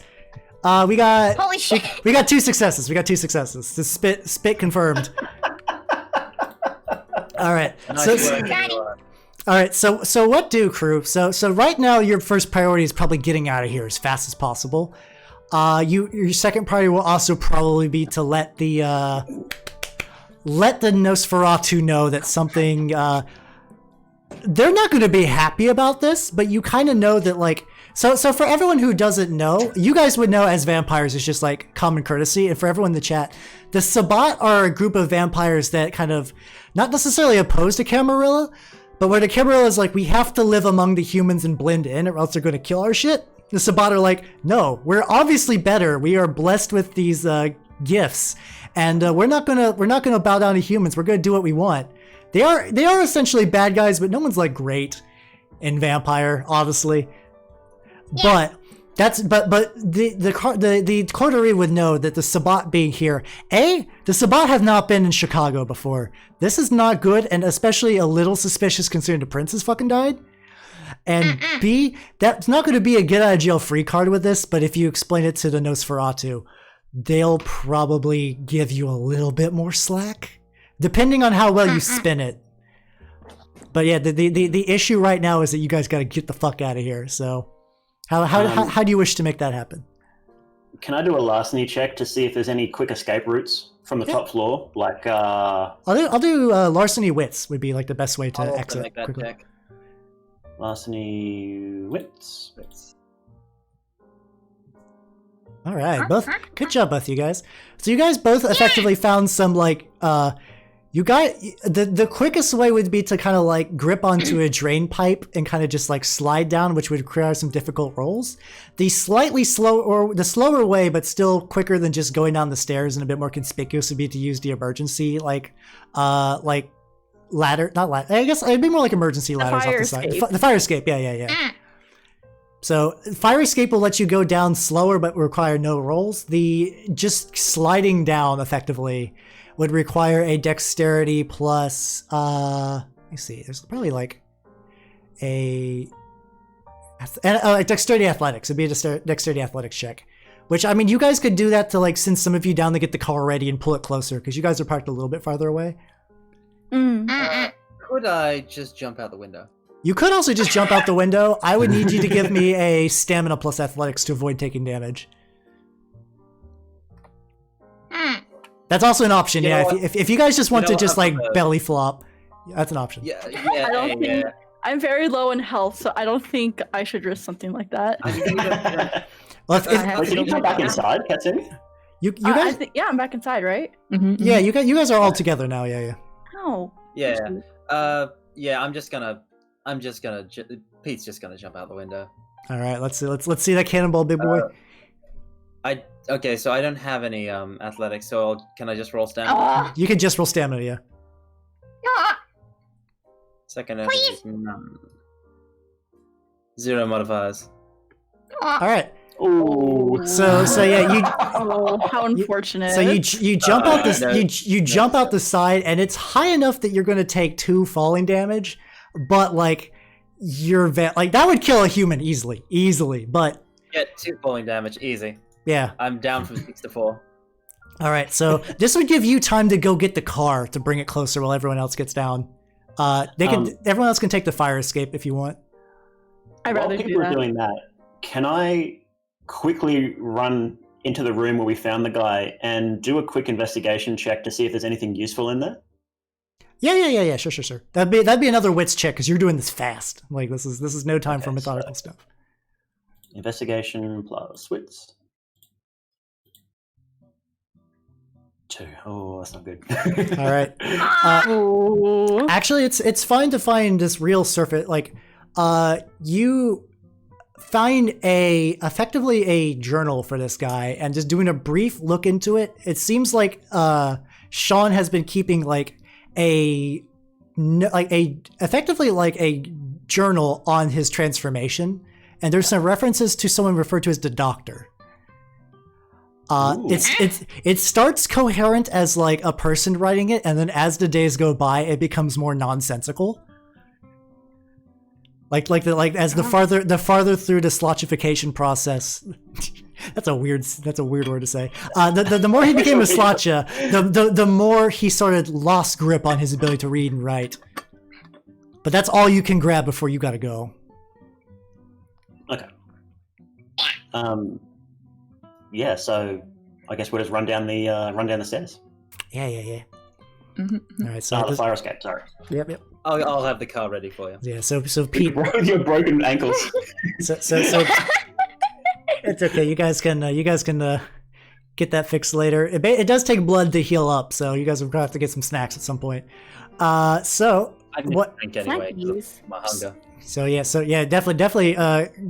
Pete, you are fucking ravenous right now. You are like big hungry. Like today, you had to like really push it, and also just like, man, you could if only you just had there's like a little, just like a. I'm sure young Jimmy could survive like a little suck, just like a minute suck, maybe. But you're like, but the rational part of you is like, no, he would have died. He would have died. All right, so you pull into your car and you skedaddle with your lights off and the rain pouring as you leave the scene behind. And where do you all go? Do you go back to Pete's Suites? You also Rex and Aria have havens. Katsumi does not have a haven, so she just kind of lives places. me. She probably lives with Aria, yeah. Mm. So you guys got some options on where you want to go tonight. It is probably around like 1 a.m. now. There's not going to be a whole lot of night left. So also Extra Games, thank you for the follow and welcome to the workshop. Yay. Welcome. It would probably be better to find somewhere we can heal up, I suppose. Yep. Yep, I yep. mean, Pete's driving, so if you guys want to make a case for where to go, by all means, convince. Well, I know we got why did my pink go up? No, you're good. yeah. No, you're fine. Oh, no. Okay, so I know we got tell Nosferatu where to go. Or yeah, we tell Nosferatu. I don't know how do we do that? We just be like, hey yo, like go into the fucking sewer grate next to the bar and be like, be like, hey yo, we need to talk to you. You have a number. Effectively, they have a front as a clinging service. If you mention a couple of keywords, include like really stubborn stains, they'll fix it. Some Hotline Miami shit. I see. Yeah. They don't want you to drop like kindred terms. Like eventually, if you do this at some point, they're going to come and question you about this because like they're gonna be like, what the fuck? There's 2 dead cops. Okay, listen. One of them was dead. One of them was alive when we arrived. Wait, that makes it sound worse. Yeah, It's a whole apartment building full of corpses. yeah, it's gonna be hard. It's gonna be hard to wiggle out of this. It wasn't our fault. fuck. 90% of that wasn't our fault. Okay? Yeah. And we got attacked. We got attacked first. So, technically not our fault. We got attacked first by that big hulky thingy. So, not our fault. Nah. Yeah, yeah. It's not my fault I was going crazy. And Yeah, shut it in. Yeah. I didn't want to disassociate, but I mean it happened. What can you do? So we've got that. So we got contacting the Nosferatu settled. So we just need. Well, you have to find a place with a phone first. That's the only way you can really contact it. I mean, do any of your havens not have phones? I've got a phone. Well, it's more like you just gotta choose which haven first you're gonna call from. All your havens do have phones, yeah. Yep. So choose. I don't care either way. Pete's would probably be the best because we'll be all covered in blood and gross and need somewhere safe to bunker down for a minute. So I think Pete's would be the best. Okay. So what you guys do? So Pete, your haven is Pete's Suites, but the layout is you have like a fake front, you have the basement, which is where the speakeasy is, and then you have some back rooms that have like legitimate storage for like the legitimate storage for both the candy and the alcohol, and then you have like a private room besides your office. So you have a room you can take everyone back into. You can take the back way in, so it won't raise any suspicions. Your men know that if you come in if you don't come in through the front, assume that your space is off limits. They've adjusted to your weird level of privacy. I've got like a sign I can hang up or something. Yeah. So okay, it takes you some time. You drive back. Luckily, the cold Chicago rain washes some of the gore from you. Not quite enough, but enough that you feel at least a little cleaner. And you're now drying your clothes in Pete's private room, where he lives and sleeps. You also got like your own little coffin under a floor. Effectively, you have a bed, and under the bed is a secret compartment where your coffin is. Yeah. I forget if vampires actually need coffins in Masquerade, but whatever. I think you just like sleep wherever. I think you don't necessarily have to have a coffin. You can sleep on a bed if you like. Okay, it's up to you then, Carmine, what you want your bed situation to look like. It's fine. It's a hand-me-down coffin. Anyway. Oh yeah. What a steal! All right, so you guys are there, and then who wants to be the one that calls the Nosferatu? Because they're gonna have to do some diplomatizing, and Nosferatu, you guys know, don't take kindly to threats. I have 2 persuasion. Do I have to fuck? And 3 in social. Yoro, you can't solve all of your problems. Like, not everything is a nail to hammer. No, Aria's a nice chunk of wood. She needs all the nails she can get. Yeah! Listen! Well, I was just gonna say, like, oh yeah, well, I'm the Toreador and I have, like, fucking etiquette and insight, so I could probably, like, do some hashtag sweet talking, but I don't know. Where's my fucking persuasion stat? Can't find it.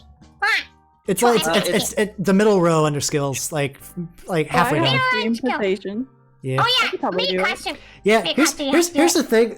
You also know that the Nosferatu also aren't necessarily down for fucking. So maybe Katsumi is probably a bit more like charming outside of like pure raw sexual magnetism. That might not be a bad option actually to use her. I think I can go for it then. What would I have to? All right, that would be a manipulation plus, let's say, persuasion. Okay. Hey, that's there we go, 2 successes. So when you get there, I mean, you call the number and you say the word. You're like, I got this address. I got a really deep clean coming on. And they're like, oh yeah, gotcha. Don't worry, we'll send some boys and we'll bill you later for it. Also, one of our clinging representatives will be with you tonight to kind of talk this over. Expect him soon. Click. Thank you. I mean, he hung up, so. Yeah, he's gonna come to my place. Shut up. Yep. Good job, Katsumi. I'm so proud of you. Look at Thank she's you. growing up already. She's already got the eye of the premature, and I'm so proud of my darling. You too. So after some time, when you guys kind of get your stuff together, you hear a knock on your door, which is like a keyword for like one of your men need to speak to Pete. All right, I guess I look presentable enough now. I've changed, so I'm gonna slip outside and talk with my henchman. Yeah. Hey, boss. There's a weird guy kind of pacing outside. Dude, what do you want me to do with him? He's not coming in or like buying or anything, and he's gonna. I think he's kind of scared. Oh, bring him around back. Gotcha. You gotcha. So they bring him around back, and then there is a lady who basically has the shape of a naked mole rat, but with like moss green skin. Jesus Christ! God damn, you didn't have to do it like that! A naked mole rat! And she's like, all right, so which one of you made the call? I love her.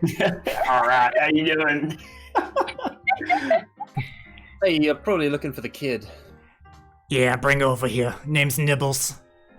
All right, so Oh no. so we've been informed what you mind explain what the hell happened over there? Honestly, what the fuck? Katsumi, go. Wait, sorry. Oh wait, no, I forgot that you weren't gonna roll. Oh fuck, I'm dumb. I thought you were gonna roll or something, but I dumb. It's all good. It's all good. Yeah, I don't know why Nibbles is Bronx if I'm rolling with it. Accents are more of an art than a silence. I love Nibbles. Nibbles? Nibbles is great. Yeah, no, that's actually a nickname for Flavor of Love, so I respect her a lot already. Yeah. So what is Katsumi doesn't have to be the one that responds. You guys can butt in if you want, but Nibbles is like, I've been told from the boss that there's two dead cops, there's a dead freak, and then there's a whole lot of corpses in there, and you gotta explain to me what the fuck this is all about. Oh yeah, so Also, Nibbles swears a lot for Nosferatu. Shout out. me. Me. Okay. So yeah, basically what happened was, what did the beast? What is that monster thing called again? I think it's a slotcha. I'm definitely butchering it, so don't worry if you butcher it too.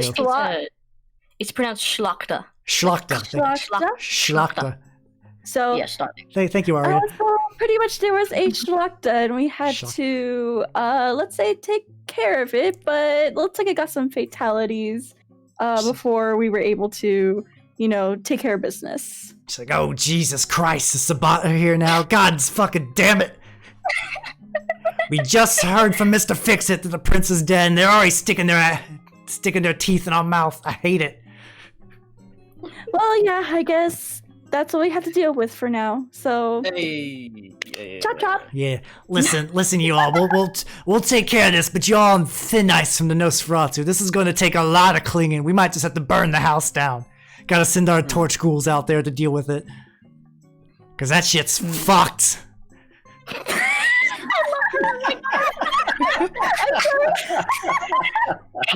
want to talk in like my normal way to him, because I'm just like, oh yeah, fuck yeah, let's fucking go. Let's go burn that shit down, yeah. Yeah, just go.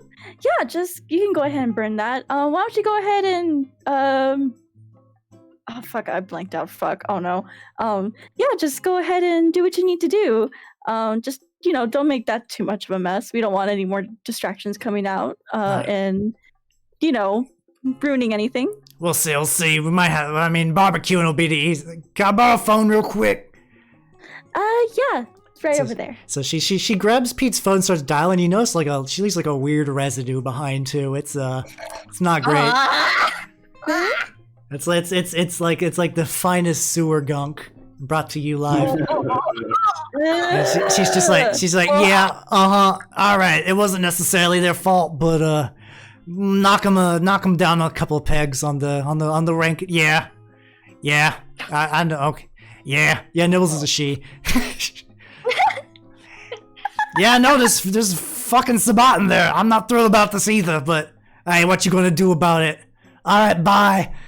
She hangs up. And like you'd swear the wood on your phone is rotted somehow, which doesn't make any sense. But I'm just like, just like you know how like when you pick something really disgusting up, you use like your pointer finger and your thumb. Yeah. I'm just doing that kind of motion right now. Like she flakes off like someone who just ate an entire bag of flaming hot Cheetos wrist deep. Like if that gives you an idea. She's like, I'll be going now. Yous all have a nice day. But remember, the Nosferatu, we got you on the list, so be good. Bye. Slams door, leaves. Ta-ta, darling. Oh, Jesus, no one's going to be touching that phone for some time, are they? Yeah. Pete, you're going to buy a new phone. Let's be real. I just go to like the nearest sink and I just start furiously washing my hands. You'd never be clean. But yeah. All right, So, point of order. Point of order, yes. There's no possible way that the Sabat weren't already here before they heard about the death of the prince, because by the time we heard about it, one of my boys had already been attacked. Yeah. Also, Rex in particular, no, based on that banging investigation, this transformation process must have taken at least a month, if not more. So they've Sabat aren't just here; they've been here, and no one has heard a thing, which is not great news. Especially if there's a Zamisk kicking around, because that means this won't be the only one. Oh, And the prince was missing for a couple of weeks, wasn't it? Yeah. Uh-oh. Oh. Uh-oh, it seems like the timeline's aligning, darling. Oh, Looks like no. Mm-hmm. Oh my, this is getting juicy, isn't it? Yeah. Though also in an interesting turn of events, other than the Nosferatu, you guys are the only one with this information. Ooh. Oh. I see. Including I now. like the sound of that. So in the journal too. Also, you also now have the name of like the doctor as someone to look out for. Probably would be a good hunch that might be the vampire that did this. Most likely. Very Okay. interesting. So Let's hunt him down. Well, what do you lads say we have a drink to celebrate, huh?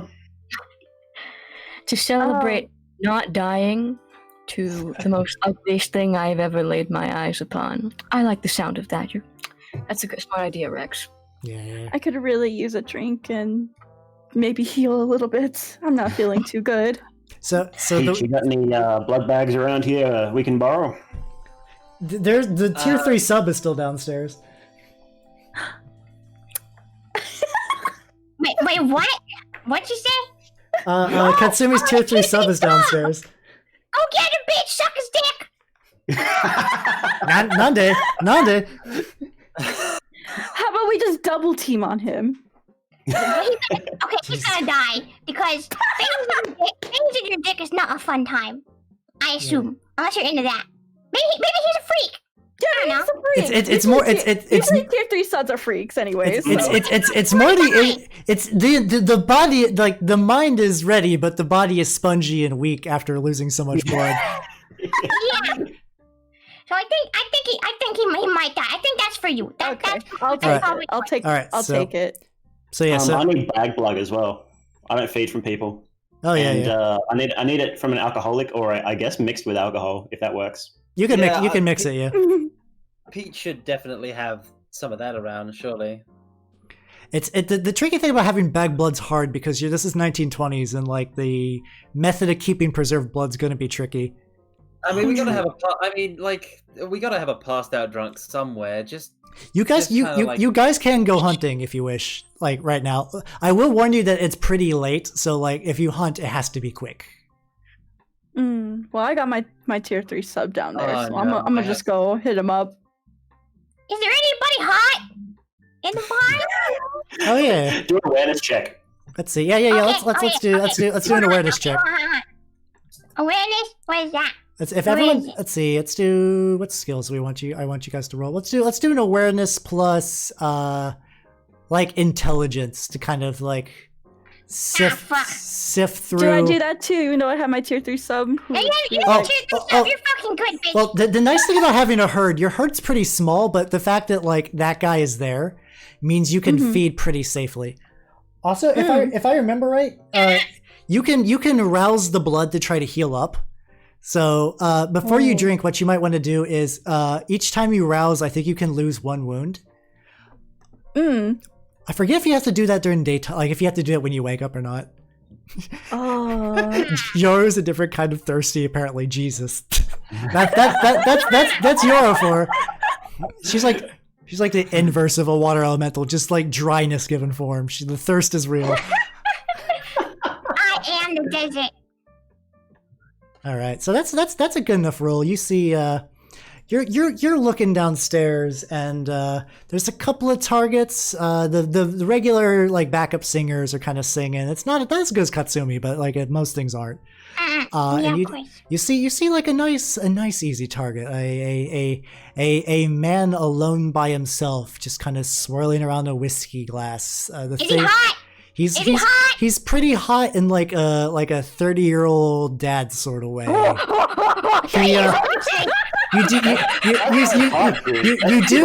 You do notice a wedding ring on his finger. It's okay. She won't have to know. I'm not really fat. Oh, I could. Well, yeah, I'm gonna fuck him, but she don't have to know. It's fine. Wait, what? That's fine. So you see him there. He's twirling his drink. He looks frustrated. How dost thou approacheth? Oh, here we go. Here we fucking go. Let's go. This is what everyone came here for. Watching Yoro seduce strangers in the bar. This should be the second time Aria's been laid today. She's not getting seduced this time by Ryan Gosling? Oh my god. Now, this guy definitely isn't Gosling, but he's like a hot dad with like a 3-year-old kid. Like he's still.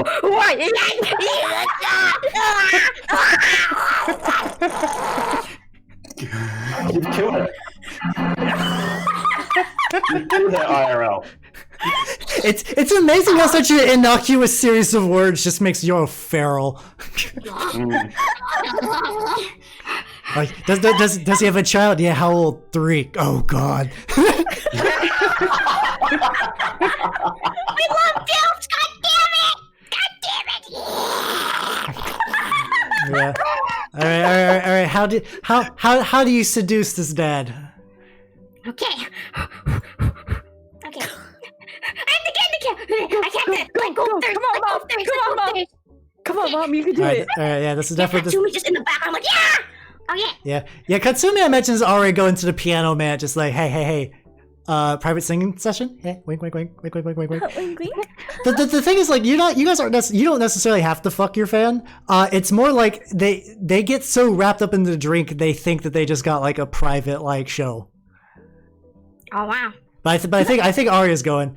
I mean, this is pretty trivial. This is sad dad hours. So he's just like, how do you? Yoro, please, how does Aria come on to this man? Like, you just see him just kind of like look over, just like, cheers, right? Oh God, work. Handsome, you look like you need a little bit of a loosening up. No one's called me handsome in about, was it 3 years now? Huh. I kind of miss it, you know. It's just nagging wife, small child. I just don't get to sleep much anymore. Down at the office, things have been ramping up. Oh, I just need a break. Well, you can take a break with me. I'm sure you'll get plenty of sleep after tonight. Like he looks at you and is like, I shouldn't, and then he looks at the whiskey and he's like, fuck it, and then just like downs it, and then lets you, basically at this point you can take him to your you can take him to your haven. And then just to kind of like, as things fade into black, the sound of a wedding ring hitting the floor can be heard. Oh, that made that sting. Aria, you home wrecker. Pussy's so good he had to abandon his wife and kid. Let's go, boy. Oh god. All right, let's see who's going up next. Mal, I imagine you also want to feed. We'll alternate. Do you wish to? Yeah. If you cruise around, you can probably. Do you also do an awareness check? No, I didn't. But I kind of want to feed from a blood bag though. Or maybe what did they have? Glass jars of blood back then? Let me see. How about we do a? Let me see. I'm just gonna do a roll to see if you just happen to. That's like give me a streetwise and a intelligence. Just kind of know how to just see if you know how to pick up one if you need to. Okay. I mean, I do have contacts and stuff. Will that give me a bonus? Actually, the contacts will give you a bonus equal to your contact rank. We'll go for that. Because basically this is. Contact. Oh, you're going through a vampire contact. Interesting. All right. Yeah, well, my contact wouldn't have any, and it's in the middle of the night, so it'd be kind of useless anyway. My vampire contact is rank 1, so is that just a modifier of 1? I'll just say add 1 to it. Okay. What do we got? Oh, my goodness. God damn, out with the crits. So your contact, which I have, do you have like an idea of what you imagine your contact being like as like a person or as a vampire? That was the only one I didn't come up with because I didn't think we'd be meeting him today. All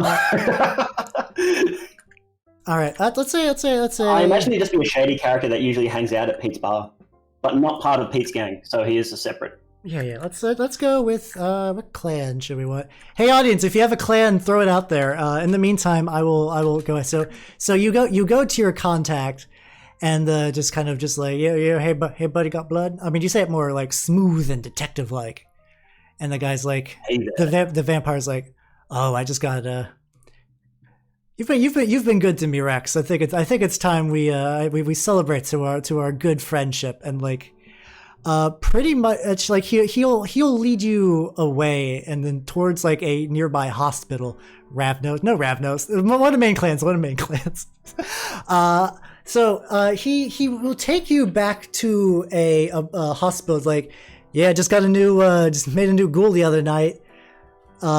He's a late night intern here at this hospital, and in exchange for me giving him some blood, I can also occasionally get some kickbacks. Venture, we'll go Venture then. There we go.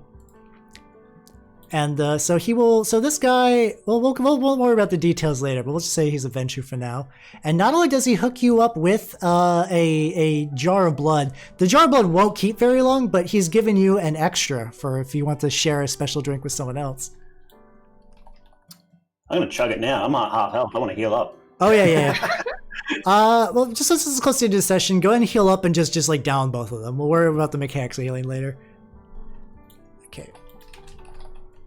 Cool. Slurp. Slurp. And then Katsumi, you are back at the bar and taken to like a little like the usually Pete sometimes will let you go into his office, I'd imagine, just for the occasional sip. Do you think Pete will do that? Because she does more or less sing at your bar for free. I imagine she's got like some access to the facilities for taking a drink. If that's cool with you, if not, we can work something else out. Oh, Carmine? Carmine? Yep. Oh, You okay. dead? Oh, so yeah, All right. okay. No, your mom's dead. What? All right. No, she's alive, you bitch. She's alive. Oh, anyway. Yeah. So he's excited. He's like, "Oh, I can't wait to hear this angel sing. I've been waiting you left before you completed your full set." So he's just like, Kasumi, I'm so happy. I'm so happy you came back. I thought I'd have to go a whole night without hearing any more of your sweet music." Oh, well, I'm sorry that I left. I just had to do some important business with Mama and the gang. But I'm back now, and let's say, since you've been very, very nice recently, why don't I give you a private show? How I'd love that. That'd be so great. And give him the sup. and then like the drink happens, and like in his mind he's like, wow, that was some good music. No idea. This guy hasn't heard a single like after hours song from you. Oh, speaking about drink, Headless, thank you for the hydrate. Everyone get some drink. And for my health, would it just go all the way back up? Mm-hmm. Okay, cool. There's a bit more intricate rules, but I don't give a fuck about them right this second. So I'll just let We're you guys just go. vibing. Yeah. All right, and then how does the man Pete himself drink? How do you? Because you are an extra thirsty boy. Yeah.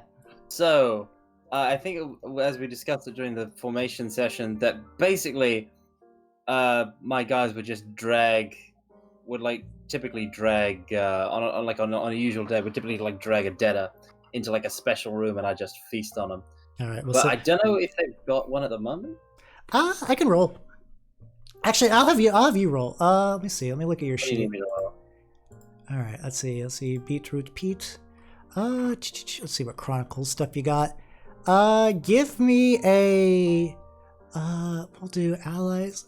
Let's say this will be interesting. We'll do roll a manipulation roll and then add 3 to it, to represent your allies, just bringing you drink. Manipulation plus 3. Yep. Here we go.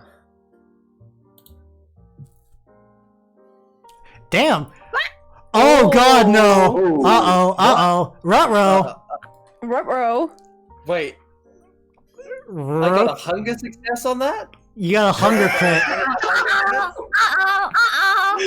Ruh-roh. You're Yike. screaming at your boys to find you someone. So basically what happens is like your boy's like, you're like, hey boss, we caught this punk trying to like pickpocket one of our men, so we thought we'd bring him back here, and we know how you like to deal with people who fuck with the Moonlighters yourself. So also, Rat, thanks for the follow. Welcome to the workshop.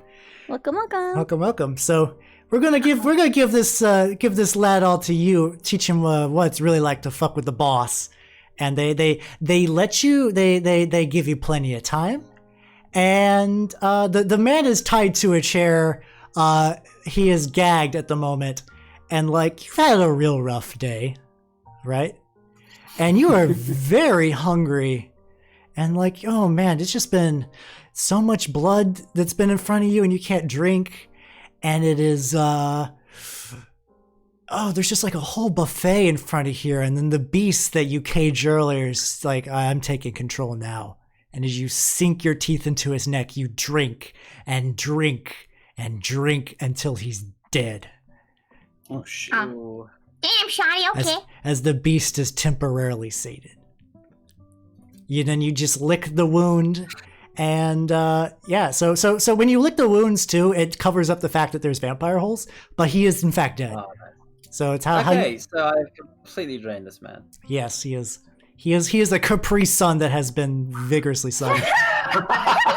Yeah, if it weren't for that hunger, I might have been able to hold myself back from fully killing him. But nah. Yeah. Okay, so That's the I downside would- of getting hungry, because it just increases the chances of this shit happening. So maybe once you have some options of like how you want to do it. Do you want to try to sneak this body out yourself? Do you want to make it maybe look like a beating that went too far? First point. Just before you handle that, does this mean my hunger goes back to 1 and I get my health back? Yes, we'll just go for that. Yeah. Yeah. Okay. All right. So, yeah, that's actually real tough, because I don't want the boys to lose any respect for me. I don't know if I would think that the position of the room would make it easier for me to sneak the body out, but like Pete is used to having his goons do stuff, and like all my vampire friends are out feeding as well. So Yep. okay. Yeah. While so I probably would try and sneak. Wait. You know what? I'm just gonna go to town on the corpse. I'm just gonna beat the ever-loving hell out of it. Just All beat the right. fuck out of that dude. Also, Serious Sauces, thanks for the sub, yo. Much appreciated. All right, so to do that, I'm going to need let's do a brawl plus manipulation, because the goal is not to do damage. The goal is to like make it look like this man died. So it's more about the show than the actual wound. So go ahead and roll those two. Alright, so roll plus manip. Submit. All right, cool. So let me see. yeah! So you give this poor pickpocket, this poor dead pickpocket, mind you, a right proper drubbing. You beat his face in, you break his fingers, you break his arms. It looks convincing to the point where one of the your boys is like, "Hey, boss, is everything cool?"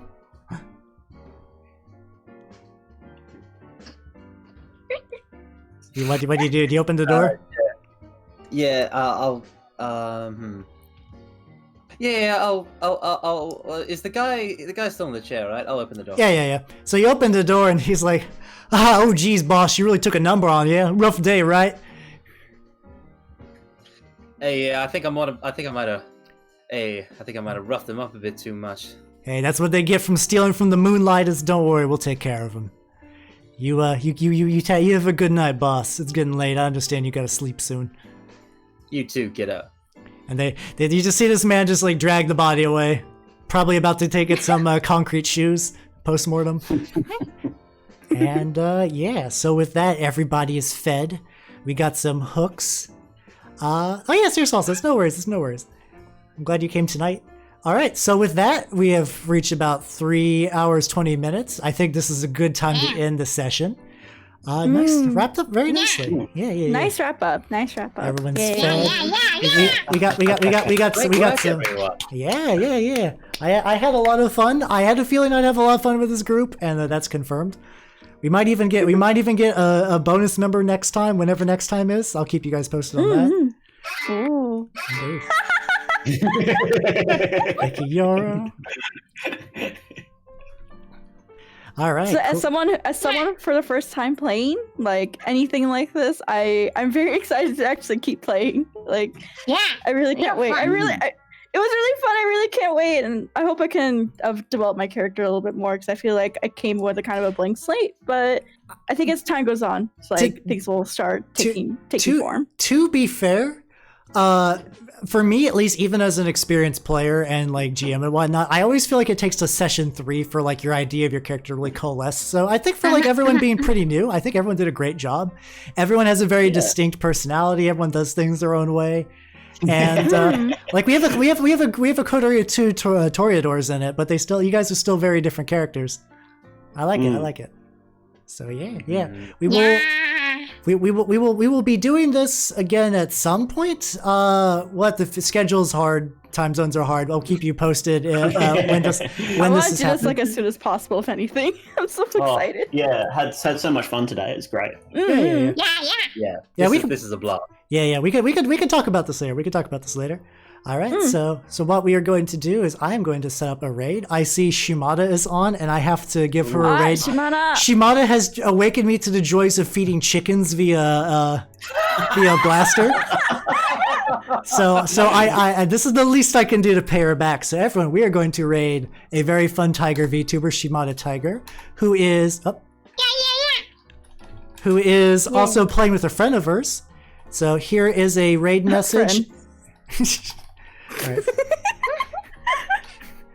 Nyaru, please. All right, so you got some different raid messages, whether you're free or paid, no worries. And I will. Also, do you guys have anything to show before we go? I'm painting Warhammer tomorrow at 9 Eastern, 9:30 p.m. I'm taking a break, but I'm doing ASMR, a Google Maps tour of Disney World, and a Nostalgia YouTube night, and maybe some other things on YouTube as well. All right, Yoro, what you doing? Next week I'm playing Papers, Please. Finally. Oh shit! Nice. Oh my god, I'm so excited. It just feels right. All right. Yeah, Carmine. Exactly. All right, Carmine, what you doing? What you doing, boy? I don't think I've got anything special planned in particular. My schedule for this, I still got to make my schedule for next week, but it's gonna be I stream daily, every weekday. Cool. And everyone, Breadless has showed the collab command. If you follow everyone on their various Twitches and YouTubes and whatnot, I would greatly appreciate it. All these people are great and they're fun. And then Mao, what are you up to? Nothing special next week, but I am currently running a fundraiser, so go check that out. Can I post a link to that? Post a link real quick. All right, and then I think the raid timer is about to kick off. So bye, everybody. Oh, yep. Bye,